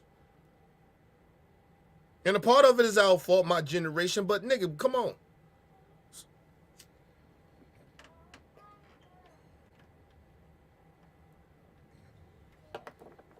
Nigga, you know, and I hear young niggas say, like, I watch a lot of these young niggas, and they talk about, you know, they homies died. Like, they the only niggas, your is the only that lost homies. You the only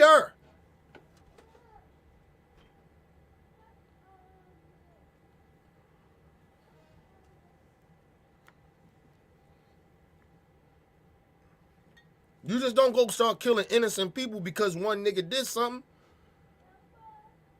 Real talk.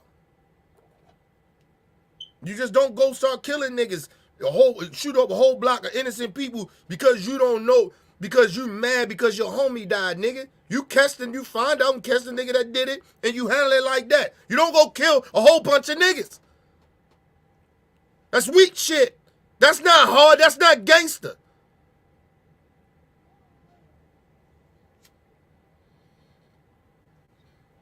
See, that's why I said we had morals then, nigga. If we knew a nigga that killed one of our men or something like that, we gonna get that nigga. How I'ma kill your man if your man didn't even know nothing about it or he wasn't even there? Why would I do that? Why would I go kill your sister? These niggas are goofies. A lot of these niggas do stupid, goofy shit and thinking that shit is okay. It's not okay. It's not. All you doing is killing. Killing. Nigga, that's all you doing. Ain't nobody like, nigga, I don't know. Like I said, I understand that my generation failed you niggas. But I'm just gonna tell you something. At least we had morals. Some of us had a lot of, well, I ain't gonna say some of us, a lot of us had morals, nigga. We had a code. That's why these niggas be snitching on each other. That's what they do. We ain't saying we ain't had no snitches back in the day, but it was very rare of niggas snitching. Because niggas knew, understood consequence. I remember when niggas was like, when the shit was coming out, stop snitching, and niggas got mad. It was like, you just stop snitching shit. Nigga, because it's codes to the street, you don't snitch. That's when the gang got fucked up, believe it or not. Listen, if you a street nigga, a real street nigga, if you come from that, niggas know what I'm talking about here. Nigga, I know what came with me being a part of that.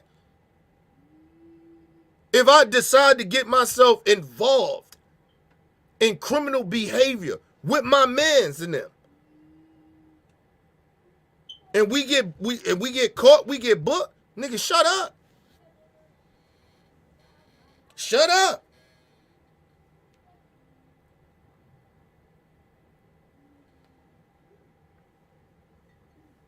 You say nothing. I remember one time, right? It's a true story, right? I remember I had just gotten the game and started selling dope and shit, right? R.I.P. to my Uncle Cutie, right? You know what I'm saying?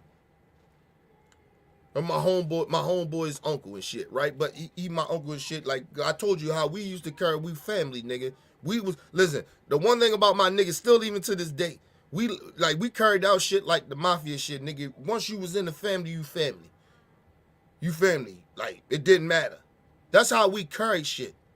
That's why like for me, my morals is different from niggas. Cause my niggas was like my motherfucking family. They like blood to me. Still to this day. I cared about more to them niggas than I cared about my own blood. Still to this day. Now, I remember when I first got in the game, and I remember working for my Uncle Cutie or whatever, right? And we went to a spot, and my Uncle Cutie was like, "Hey man, grab that bag, right? Bag, y'all know the bag mean money, right? So I grabbed the money. I got this shit in my pockets. I got them like in all my pockets. I had a pair of jeans on. I had money just, bulging. Nigga, just you coming from a spot. You coming from a spot, dope house, right? So got shit in the back pocket, got shit in the front pocket, right? It's in the summer, so I ain't got no coat, none of that shit on, right? So it's the summertime, right? Both pockets, all four of my pockets just, nigga just buffed out. Like, you gotta know I got something, right? But I got the money and shit, so we walking. Nigga, this the hood. The knockers jump out, right? Which is basically undercover police officers, right? Just wearing plain clothes. We called them knockers, right? And the niggas, they jumped out on us. And when they jumped out on us, motherfuckers, they hemmed us up or whatever. I said, God damn, my heart started beating fast as shit, right? This guy's like, damn, I got all this money on me, right? And the motherfucker like pat me down when he felt pulled out. Oh, we got one, right? So I can laugh at this shit now. At the time, I was terrified, dude, right? And I remember, no lie to you, I remember they say, listen, y'all step aside. We want him because I had the money. Because they knew I guess they knew in their mind I had to be the motherfucker, right? So they threatening my Uncle Cutie and my mans in them, right? That like, yo, ain't nobody gonna speak up for this money he got on. I know he ain't the guy. But ain't nobody gonna say nothing. Nobody said nothing. Right? Now, mind you, I could have said, nah, this ain't my money. This is his money. I could have said that right to the police. They probably let me go and arrested my Uncle Cutie and them. Right? Shut my motherfucking mouth because you know the rules. I knew the rules to the streets. They locked me up. They was like, oh, ain't nobody gonna speak up. All right, we gonna lock his little ass up there. They locked me up. I was a juvenile then. I was probably like 15 or some shit like that. They locked me up. Right? So, nigga, they take me down bookings and shit, right? They had me sitting in the cage for about an hour. Right? Never say nothing. They asked me, they knew I was, they asked me my name and shit like that, and I told them how old I was or whatever, blah, blah, blah, right? So, they just had you sitting in the cage a lot of times it's almost like a scare tactic, right? They had you sitting there that long. Because a lot of times when you're juvenile, especially back in the day, nigga, they supposed to call your parents right away. They supposed to call my mom right away and shit, right? I gave them all the information where I live, blah, blah, blah. So, they had me sitting there for about an hour. The detectives came, shit, the knockers came too, right? They was like, hey, they like, they already knew who the fuck I was. That was the crazy shit about it. But they was watching us. They was watching me, even though I had just gotten the game. But they been watching me because of the niggas I hang around with, right? So they kind of knew who I was, right? So he says to me, he says, hey, they come there. It was about 4 or 5 cops or some shit like that. They come to the cell. I'm sitting in the cell and shit. They come there and they say to me, they say, hey man, he said, all you gotta do is tell me who money this is. I said it was mine. I said, it's mine. He said, well, where you get all this money from? I said, oh, my mom, she gave me all this money that she got her taxes back. Motherfucker was like, she gave you $14,000? I said, yeah. He said, really? I said, yeah, she claimed me on her taxes, so she gave me a little something. He's like, well, what do your mother do? At the time, my mom was, she had a real good job, too, so it made sense, too, right? that she could give me that because she had just got clean and all that shit, so she worked at a good job and shit. I can't remember exactly where she was working, but she had a good fucking job, right? And I said, my mom gave me this money. And the motherfucker was like, oh, you gonna stick to that story? I said, yes, sir. I'm sticking, yes. My mom gave me that money. I said, you can call her and ask her if you want to. But listen, my mom a G, right? I come from G's, nigga. I don't come from pussy motherfucker. I come from G's. Mind you, my mom out the game or whatever, but I'm a baby, right? I'm her firstborn. Listen, my mom knew. She know the codes to the street. You know what my mom did?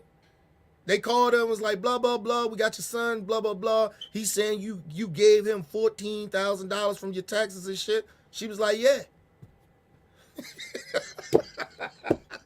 G shit, right? My mom could have easily threw me under the bus, nigga, and could have been like, hey, you know what? I ain't get that nigga that shit. I ain't get that nigga that shit. But she gave, like, she vouched for me. She understood where I was at that period of time in my life, too. That's when she knew I was in a dope game, too. No lie to you. Right? So, because my mom had cut me off, too, because she seen me, she ain't like that I was drinking and smoking and shit with my friends and shit. So, she cut me off. My mom used to give me an allowance and shit, you know what I'm saying, like every week, right? So, she cut me off because she knew what I was doing with the allowance. So, she cut me off. So, my next step was to fucking nigga sell some dope or something. Like, you get what I'm saying? Like, it was a choice I made. I always tell people I made a lot of choices. So I don't get like, I try not. That's why I take responsibility for my actions, because I understand that I made choices of why I was in certain situations. Some of them I couldn't control of how things went down, but a lot of the times I put myself in situations that I shouldn't have, right? But I'm young, dumb, and don't know shit, right? Very impressionable motherfuckers, you know, people can lead you down paths that you don't know, right? And you might not be aware that they're doing it sometimes because you're young. So the motherfucker came back to the cell. He said, your mom here to come pick you up. We ain't giving you this money back. Your mom gonna have to come pick that money up. Now, my mom could have went and picked that money up. She didn't pick that bitch up because she was still mad. She was mad at me for even being out there selling that shit. My mom went to my Uncle Cutie and shit and told this nigga, I could go get that money for you, but I ain't giving you shit because you got my fucking son out here selling dope, bitch. What he gonna do? He gonna, what? Because I wish he would have. Threatened my mom, I'd have killed his ass. But he chalked it up as a loss. But nobody snitched. I could have snitched and said, hey, man, that's his money, man. And that ain't the first and the only time that shit happened. It happened to me plenty of times. But I never ran my fucking mouth. That's close to the street. My mom knew that, nigga, and she wasn't part of that shit no more. But she understood that because I am a part of that, she don't say nothing. That's how that shit went back when I was out there. So when these young niggas running around talking about no rules, no codes, and none of that shit, bullshit. That's why you niggas getting snitched on. That's why you niggas are getting killed, because you don't care about the rules. And when you don't care about the rules, how you expect another motherfucker to care about the codes or rules or no snitching to the streets when you don't care about the rules? That's why your motherfuckers, you little young niggas is out here dying and niggas are snitching on you. It starts with you. You gotta care about the rules and the codes. You gotta stand for something. Even though it's fucked up shit. I mean, I'm not condoning the shit. I'm just saying it gotta be some type of rules and morals and codes to this shit. I know niggas I grew up right now still in jail because they never snitched. Niggas be out in about, I know one nigga, he should be out in probably a year or two. Nigga been locked up since like back in the day. He didn't murk a nigga, but he had the gun that murked the nigga. He could have easily snitched on our man, but he didn't.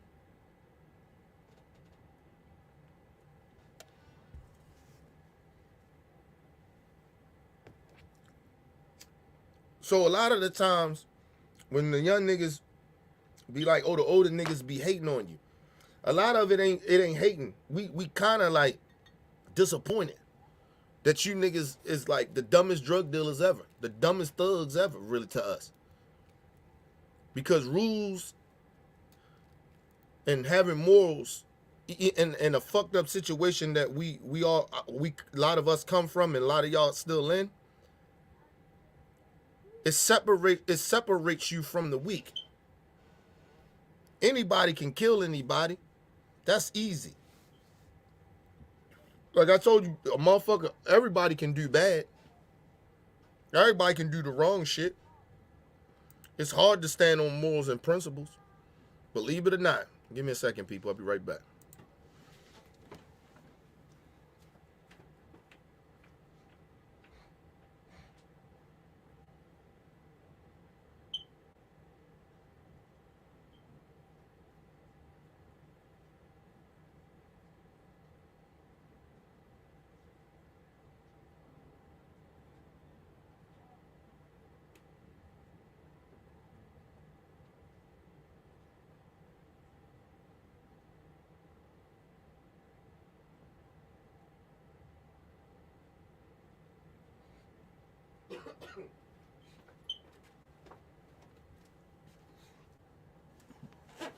All right, I'm back, people. But, you know, that's why, like I always tell, like, when I talk about these stories and I say shit to the young folks and how I'm coming at the young folks, this ain't about hate. This ain't about hating on y'all, because it ain't nothing that y'all doing that I'm jealous of. Real talk. I ain't jealous about none of that shit y'all doing. At all. So I don't have no reason to sit here and bullshit y'all. I ain't got no reason to sit here and be hating on y'all, because ain't nothing that you young niggas are doing for me to hate on. Listen, I don't condone what you do. So why the fuck would I hate on it?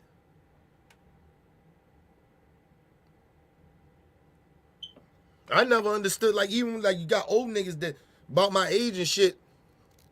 You know what I mean? OGs my age and shit, niggas is sitting out here like you see a lot of these niggas trying to be like these young niggas. Like, what are you doing? You look like a bozo out that bitch. You look goofy as fuck. A grown ass man. Sitting out here, you know, I mean, like, nigga, we didn't, like, nigga, OGs was like, older niggas was older niggas. It was a certain respect level, and some niggas was just young niggas. You got old niggas cowering to young niggas. That's some goofy shit. But like I told you, they don't have no rules. They don't have no morals. They don't have no principles out this bitch. So, you know, I don't be shocked to see a lot of this shit, because I understand how it happened. But I always tell young niggas, ain't nothing I envy. I don't give a fuck about none of that. Listen, I ain't gonna say I don't care, because I do care that these niggas out here doing this fucked up shit, but ain't nothing that I could be jealous about you, nigga. Nothing.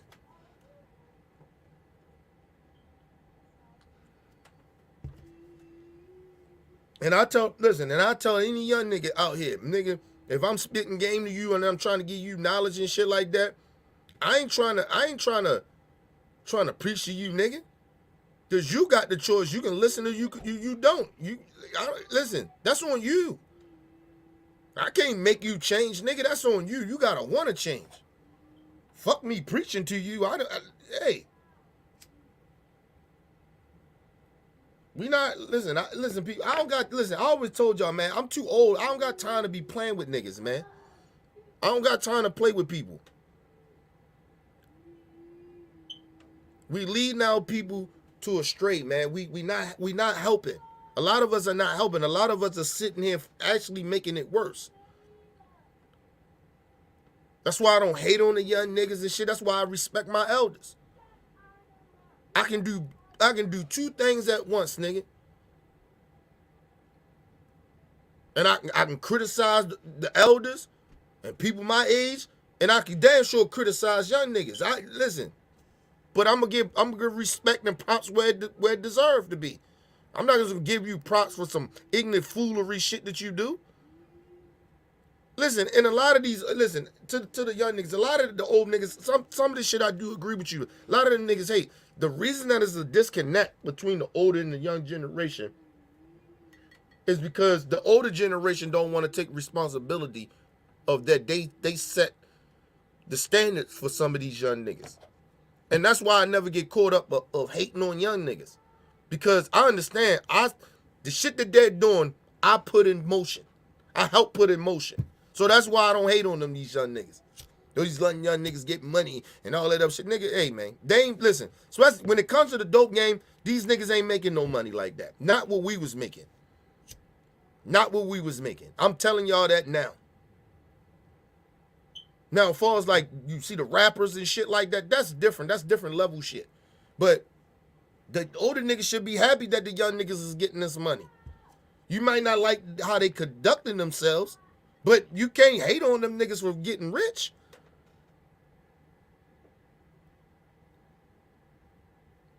Like, didn't you want them young niggas to do better? Like, you get what I mean?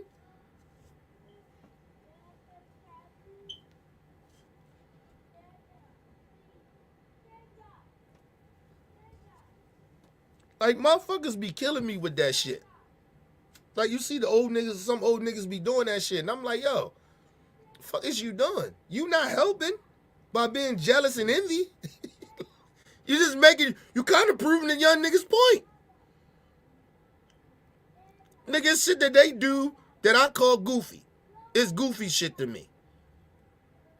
And I just was explaining how they you know, because they don't have any morals and shit and no rules to the game. That's why they getting killed and niggas is snitching on them. I tell them the truth. And I don't give a fuck how harsh it sounds, but it's the truth. Oh, shit. Damn it. My bad, people. Got a spill. I ain't got no magnets down here but this damn tissue. Give me a second here.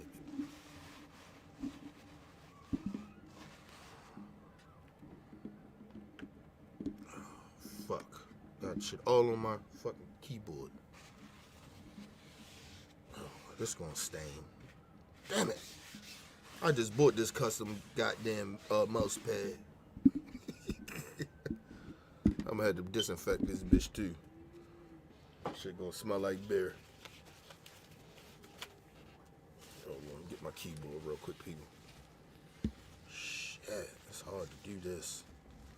Fucking keyboard get wet. Damn it, it's right there. Okay.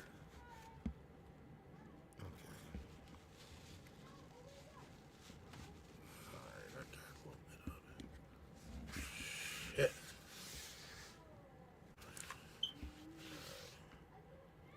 There we go. Alright, I'm still had to disinfect this shit. But yeah, man, you know, we gotta do better, man. We gotta do better as a people, and I keep saying that over and over again because it's a fucking fact. We sit out here, we do nonsense shit all the time. I be hearing people, you know, talk about a lot of this shit, and it's just certain niggas respective of certain shit, but at the same time, you gotta think outside of yourself. A lot of times when niggas be talking about this type of shit that I'm talking about, they only think in one way, cause how they were. Like, niggas ain't like how I was. I get that, and listen, a part of me respect that a little bit. That these young niggas ain't nothing like me. I wish they would have a little, as some of the knowledge that I have, or carried themselves the way I used to carry myself. But, you know, it is what it is. Like, I you know, I like challenges. I like that I may have to listen to the young niggas and see where they coming from and adjust to who I am a little bit to help them. Like, you get what I'm saying? To understand where they coming from. Like, it's just weirdo shit. I just don't understand why older niggas do shit like that too. I don't understand why older niggas shit on young niggas. I never understood it. I never liked that shit when older niggas did that shit to me. But I believe that they did that shit, but they gave me more, like, I had more respect and got knowledge from them more than they was talking down to me. You get what I'm saying? So that's the difference. So But I never liked my OGs and motherfuckers that was, my elders was talking down to me. I hated that shit. I mean, you know what I'm saying? At that time, I could say hate because I did hate that shit at the time. But, you know, it's just weird, man. And it's weird. And it's almost like we, as you older, we ain't learn shit. Like, we ain't learning. Like, all right, they doing the same shit, but it's kind of like they acting like it's something, like, and it always mind boggles me that older niggas be sitting there acting like these young niggas is doing something so totally different than we did. They are not. They doing the same exact shit. Like, yo, they just more ruthless with it. That's it.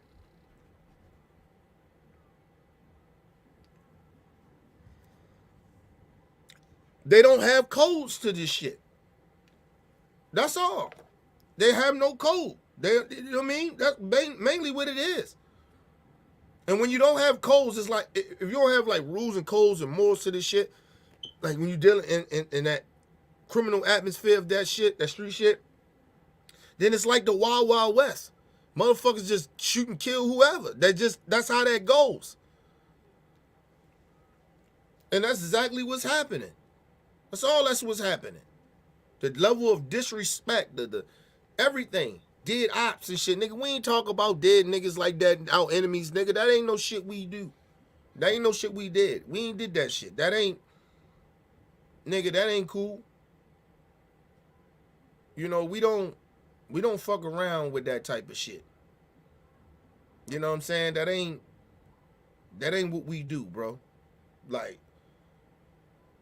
you know, nigga died, he died. Like, I used to always predict when niggas would die around in my neighborhoods. Like, I tell you, a clique be like, yo, that nigga, some of them niggas gonna die this summer. How they would handle themselves. But when they was dead, nigga. We ain't nobody was sitting there talking about, yeah, nigga, that's why your homie dead. We smoking your homie. We don't do shit like that, because you know what? Because that could get you killed. But like I said, when you don't have morals and principles, I'm not shocked that these niggas are out here doing this. Part of it is our fault, my generation fault. So I'm not shocked. That's why, like, when I hear these young niggas, they be like, oh, ain't that nigga old? He can't understand what's going on. Like, what, nigga? How you disrespect the nigga that made it to be old? You might not even survive tomorrow. Look at all your dead homies. But you disrespect the elders. What? Oh, he old. Well, that old nigga living, ain't he? You know what I mean? Like these little, like I told you, listen, this is not on young niggas, yo. It's older niggas that do shit that bother me. You get what I'm saying? Like, I'm looking at these young niggas like these little young niggas, right? And niggas be doing these interviews like, oh, ain't he old? And these old niggas can't say that. But they old. They made it to be old, nigga. You out here trying to figure out life. You out here still looking, doing this. That old man, that old nigga you talk about, he good. He just don't like what you doing. And he could be a little wrong of his approach. But at least he is old.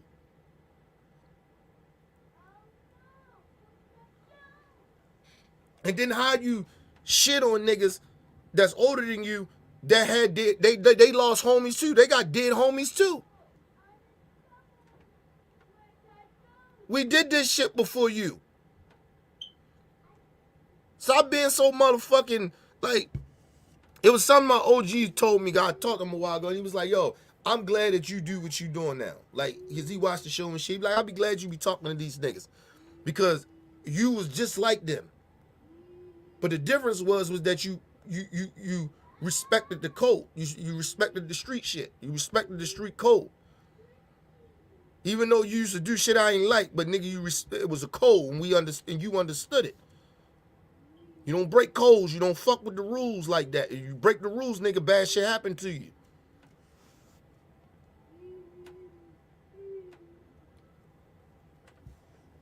Nigga, your homies wouldn't allow you to break the rules and shit like that. That's how niggas was. Like, but niggas, you know, these young niggas, you know, the behavior of and the shit that comes out of their mouth is weirdo shit to me. Niggas mad at the young nigga, oh, he old. How you gonna speak on some shit? Niggas, he old? He made it out? Don't act like you in a different era, like something y'all different. You only difference is that you niggas don't have rules.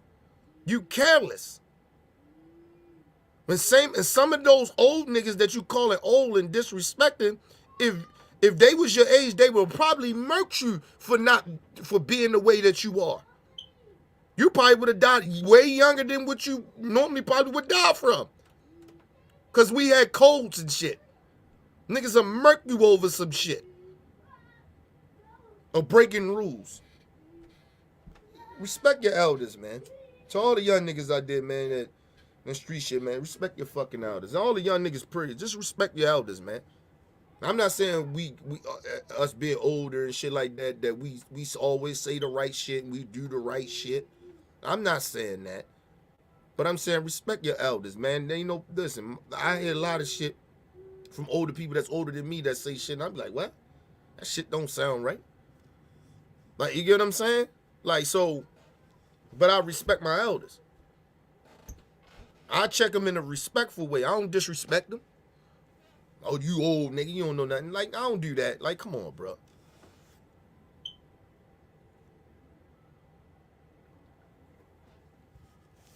It's weirdo shit. I just don't understand. Like, and it's mainly the reason I can't understand a lot of this shit because I'm a tweener. I always told y'all I'm a tweener. Like, I grew up around the old, like, real OG niggas.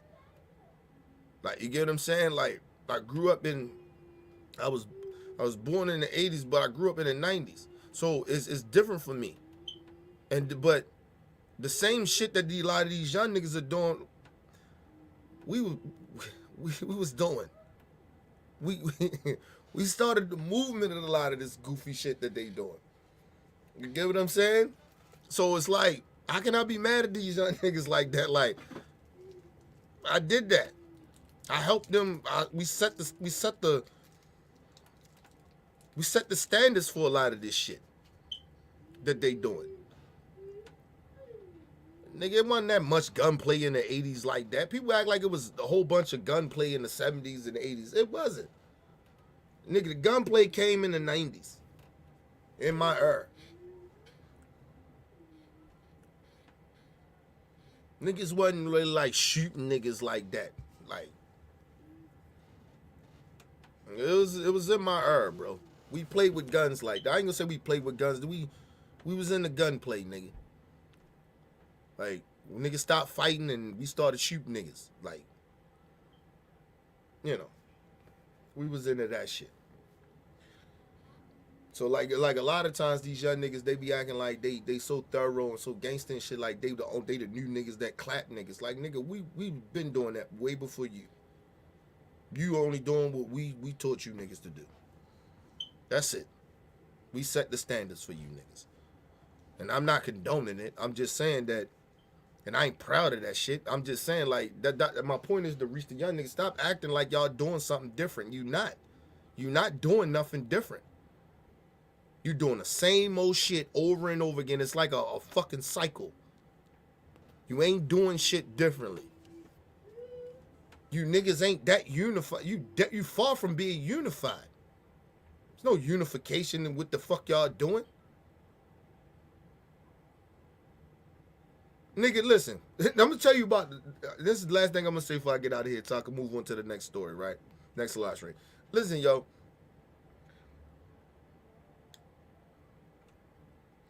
Listen, niggas don't kill their homies, yo. It was the only reason that you would kill your homie if your homie was beating on a woman. Well, yeah, I can say beating on a woman or killed the baby. Or he snitched. There was only three things the reason that you kill a nigga. Kill your homie on. These niggas kill their homies on stupid goofy shit.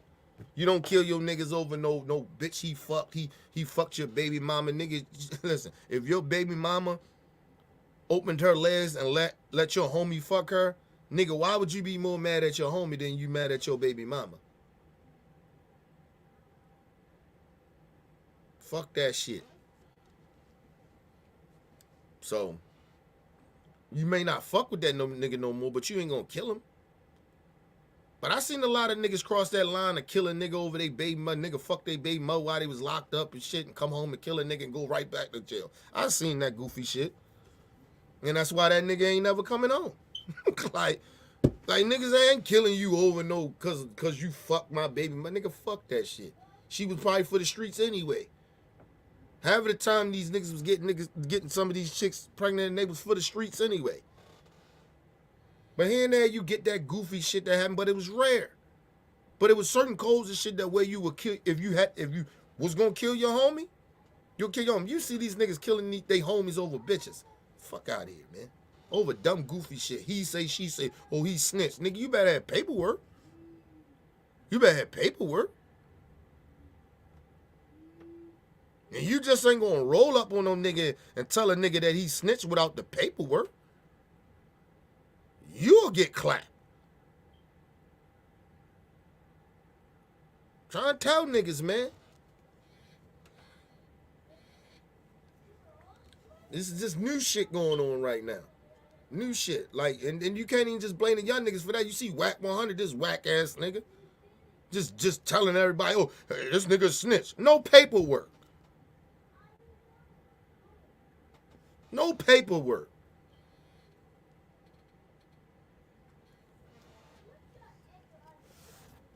First of all, listen, and I'm going to tell you something, and this is real talk. If we knew a nigga snitched in the hood, and one of the other homies was still rocking with him or some shit like that, both of them getting clapped. That's how that go. You don't rock with no snitch, nigga. You cut that nigga off. He's devout, nigga. We don't fuck with that nigga no more.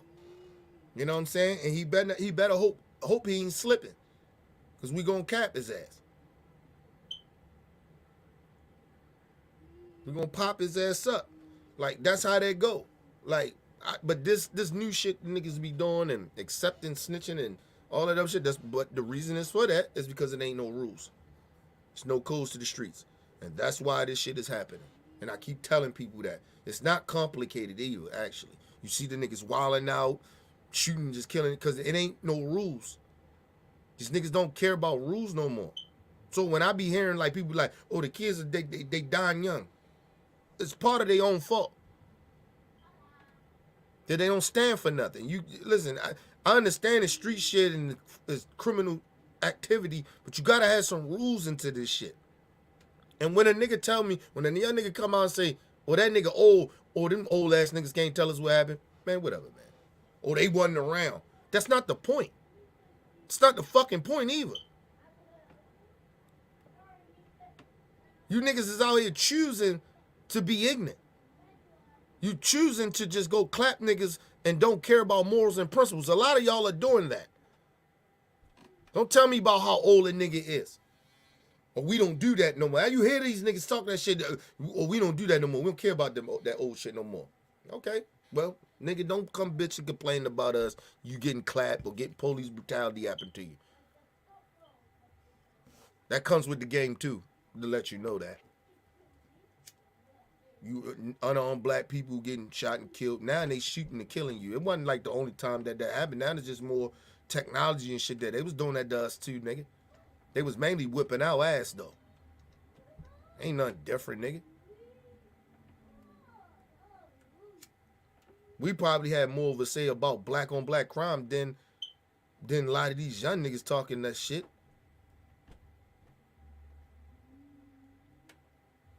But you understand that we here to defend y'all too. When we saying, all right, they committed a crime, let the justice system handle. Don't kill them. So we kind of doing our part. So to the young niggas, show some fucking respect.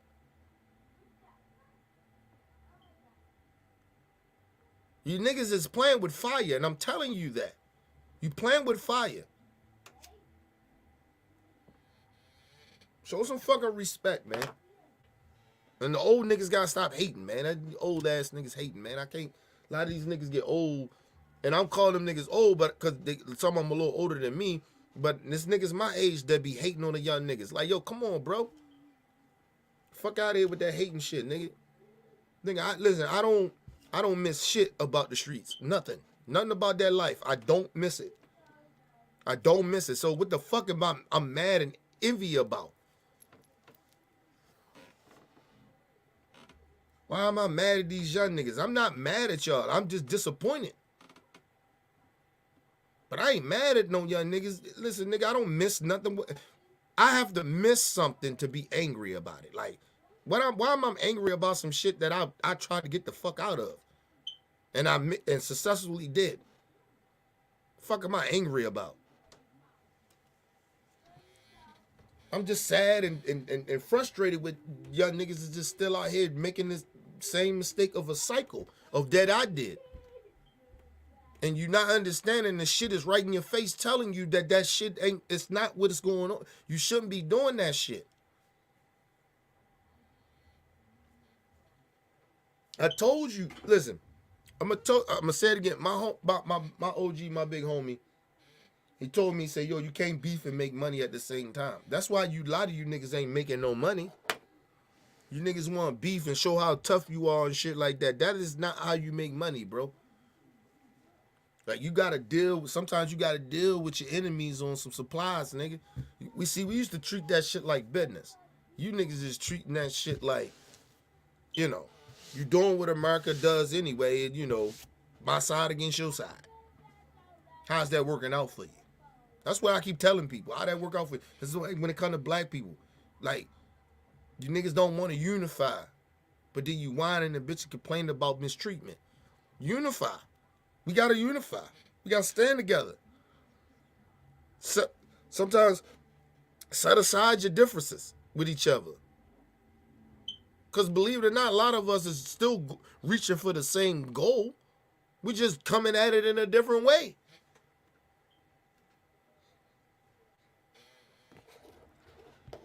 I told you. That's why I told you. I walk away from shit. I walk away from my people. I ain't sitting out fighting no another brother or sister on nothing. I walk away first before I had to get to that point. I walk away. If that makes me look like the weak nigga or the punk or whatever the fuck you want to say, I don't care. Unless I have to lay another black person down for physically putting their hands on me or put my life in jeopardy, something like that, nigga, I'm walking away from a confrontation from my people. I love my people too much to do that to them. Even though you might be on some fuck shit, love you too much to do that. I'll walk away, bro. I'll be the bigger man. I'll be the bigger man. I'm not fighting my brothers and sisters over no shit like that.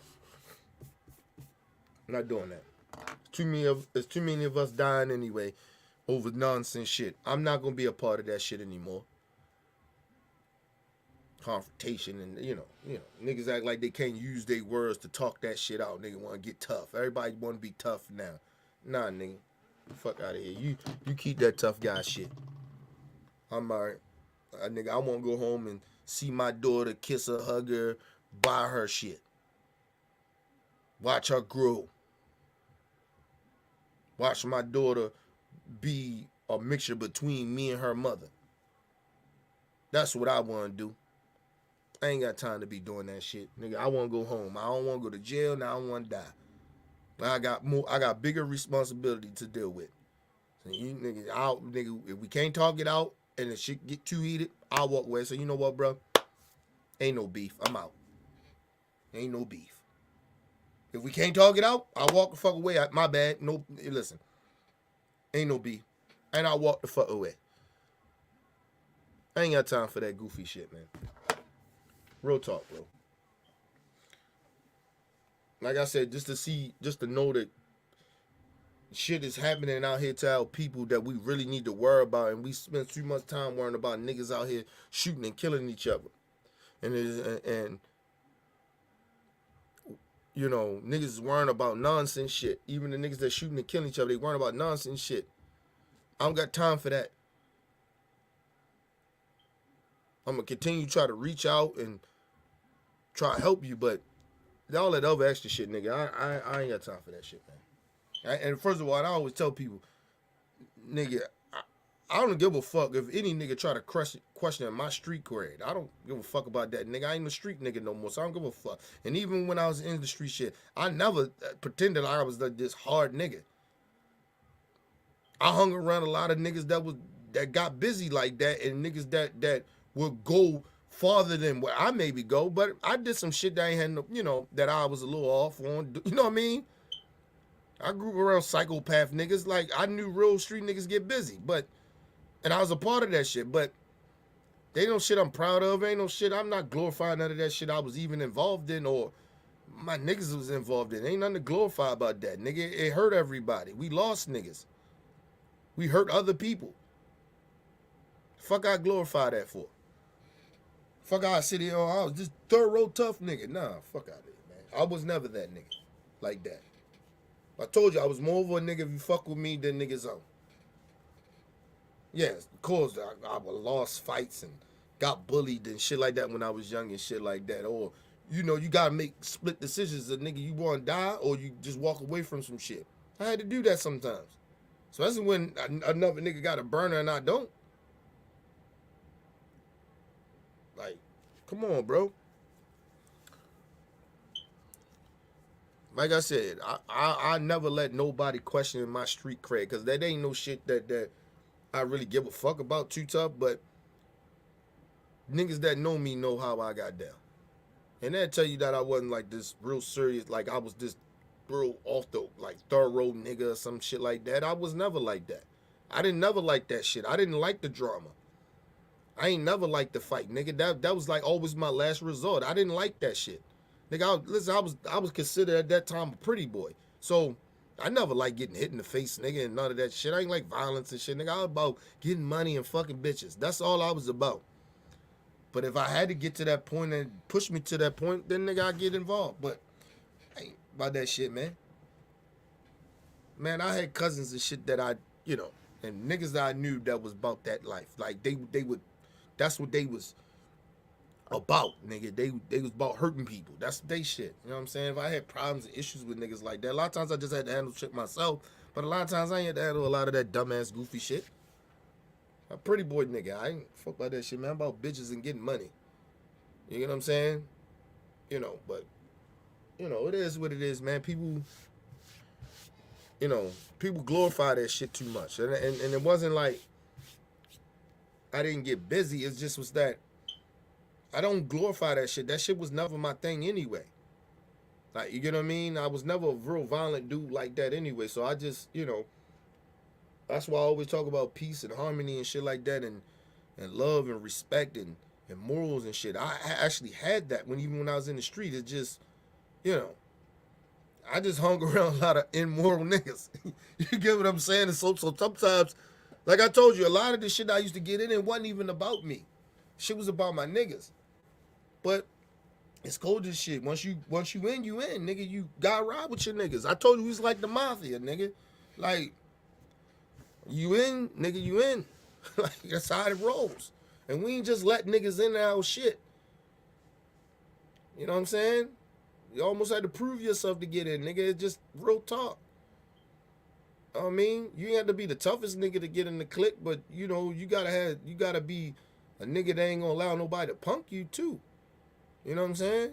A nigga gotta be willing to fight. If some shit just break, break out. You gonna just let your niggas get beat up and you don't do nothing? You gonna run on them? Nah. You gonna fight, nigga. I've been in plenty of fucking fights, dude, where we was outnumbered. And we wound up beating these niggas up. Right? Because it was just the heart of our niggas. Like, we was just real niggas of just like, yo, nigga, fuck it. Nigga, we get our ass with. But we can fight. Like, so, like, it was just real talk, bro. If I had some of my niggas on here, they'd tell you, bro. Like, I remember fights, bro. Like, we like 6, 7, maybe 8 deep. And niggas like 20, 25 deep. And we beat the fuck out of them. We beat the dog shit out of them. Because a lot of the niggas, you know, what I learned, like, in the streets and shit, a lot of these niggas can't fight. You know what I mean? They offer reputation. Especially when we started bringing guns and shit. Like, you know what I mean? When niggas is like, it was off of reputation. Niggas is like, oh, niggas, oh, you know, what's the name? Serious and shit. So these niggas ain't fighting like that. They really going off of reputation and niggas of respect, right? But these niggas ain't had to fuck a nigga up here and there. Some of these niggas ain't 40 years. You know what I'm saying? And mind you, my clique was young. A lot of the niggas we was fighting was older than us. So we beating the fuck out these niggas. That's why a lot of them niggas knew. Told you, listen, man, I don't like fighting because I black out, bro. I put a lot of niggas in the hospital, bro. That's why I don't like violence. That's why I don't like that shit, because I just totally black the fuck out. I don't like that because I can't remember a lot of the shit that I'm doing in that fight. Or whatever I may get involved in if I do get violent. I can't remember. Because I just black out. I just totally it's just like it's like a blur. I get like some of the fights it's like because when a lot of times I've gotten in fights, for me, shit slows down. And it's just weird. But I know it's me blacking out. You get what I'm saying? Even when I got shot and stabbed and shit like that, that shit is all blur. It's all like, not a blur, but everything is like in slow-mo. And I black out a little bit. So I'm missing like little parts of why shit led to it, when it led to it, or even in the middles or at the end of it. It's shit that I can't remember because I done blacked the fuck out. That's why I don't like violence, dude. That's why I don't like getting mad. I got real high, like my temper is high, bro. I got a real problem with my temper, and that's why I don't like getting mad, because a lot of shit just irritate me, yo. You get what I'm saying? So that's why I don't condone violence and shit like that. That's why I don't like to be a part of violent shit. I don't like that shit, because I know me. My dad was like that. My dad had a real bad temper and shit. That's why I used to get in a lot of fights and shit. You know what I mean? And that shit just trickled down to me. You know what I mean? My dad used to get mad, bro. Like, my dad is like non-tolerance, like back in the day. You know what I mean? I ain't saying he won all the fights he got into, but, you know, everybody knew who my dad was. So, that shit ain't cool, man. It's not. That's why, and then my mom fuck somebody up, bro. Like, my mom used to fight all the time. And that's probably why, like, I used to see my mom, like, beat the shit out of women. Beat the shit out of people. Like, and that was part of the real reason why I don't like violence. Because I used to see my mom beat the shit out of I feel bad for the person that she beating up. Like, she fucking them up. Like, I done seen my mom beat a woman up so bad, like she grabbed her head and just smashing her head in the seat on the ground in the cement. Fucked her up, put her in the hospital. And it was all over some dope, nigga. Like, you know what I'm saying? My mom was getting high. Like, it was all over dope. Oh, seeing that shit. Niggas was like, I'm sitting there yelling at my mom, "Mom, stop, stop, stop." Yelling, screaming, crying and shit. Because it seemed like she was going to kill her. That's why I don't really like violence, bro. I don't like being around that shit. That shit, it's like, it's weirdo shit. I get like, it's almost like I get a panic attack. Because seeing my mom did a lot of shit and then knowing a lot of the stories from my dad. Like, yo, my mom, I've been around my mom, yo, she beat the fuck out of people. I thought she was going to kill a couple of women that she beat up. And that shit terrified. I was scared as fuck. Mind you, I'm young too, so I always tell people, like, I got psychologically trauma, like shit fuck with me mentally a lot of time, just thinking about some of that shit. And I understand why, like, I'm the way I am, because that shit still fucks with me. It's still, I can still, it's like a movie playing in my head. I can tell you details. I can tell you motherfuckers that what they was drinking at the time when certain shit happened a lot of the times. Because it's shit like a movie. You don't forget that type of shit.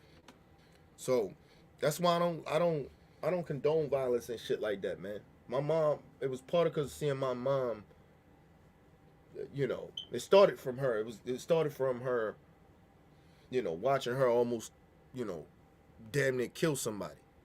You know what I'm saying? So, and then, I watch homies die and shit. It's just, I just don't like violence, bro. And then I know I come from, like, my dad and shit, how hot his temper is and shit like that. And I know I'm the same way. I know even when I was fighting a nigga, I put niggas in the hospital. I thought a lot of times when I put niggas in hospitals, I killed them. Like, I was scared of it. I like, damn, the ambulance, like, yo, you know the ambulance had to come pick that motherfucker up? What? Like, and I get scared, like, damn, I done killed the nigga. Like, you know what I'm saying? So, that's why I don't like violence, bro. That's why I truly don't like that shit. You know what I mean? So, that's why I tell people, that's why I tell the young folks, man, you know, violence lead to death and jail, man. Seriously. It's like the drug gang, lead to death and jail. That shit gonna lead to either way. It doesn't help situations a lot of times. A lot of times it's better trying to, you know, talk some shit out and move on from it instead of the shit leads to violence. You know, because nothing comes good without that, you know, with that violent shit. A lot of times when I got in a lot of fights and shit, I never felt good at them. Even when motherfuckers, you know, fucking with me. I you know, especially when I won fights. Like, I never felt, listen, like when I lost a fight and I won a fight, it felt the same. I still felt bad. That's how I knew I had a conscience, right? And I had some type of humanity about me. You know, I still felt bad. Like I told you, plenty of times niggas used to come, be like, yo, you know, you put that, no, the ambulance had to come pick that nigga up. I'm like, what? That wasn't my purpose, but you know, when I black out and shit, that's what happened. That's why I don't like the fight and I don't like violence and shit, cause you don't know, I don't, like a lot of times people don't even know what they're capable of doing. Sometimes you can go overboard and not know, especially for me. That's why I black out, and a lot of times I go overboard. Like, I blacked out so much, that's how I got shot and almost died, because I went overboard. I blacked the fuck out, and I like, I see red. So that's why I don't like that shit, man. That's why I don't even like being angry a lot of the times, believe it or not. That's why I don't even like being angry, because I kind of see red. I start seeing red all of a sudden. You know what I mean? Anyway, like, a lot of times I don't like talking about a lot of this shit because it fucks with me mentally. But if I ain't gonna be real with y'all, I can't do this shit. But anyway, leave your comments, hit that like button, support your boy. It's your boy Kenny, man. Peace and love to the world. Make sure you guys subscribe to OBF, the family, and tell somebody that knows somebody. Hit the like button. If 1-2 people, we highly appreciate it if you donate to the channel. Go to the Opinion Buff, OBF the Real Cash App and donate what you can. It's highly appreciated, people. It's your boy Kenny, man. Peace and love to the world. Hey, it's Shay. I've been deemed the mother of OBF, which means I care for this channel. I care for each and every member of this channel. I've been kicking it with OBF for more than 6 years, which means I'm not new to this shit. I'm true to it.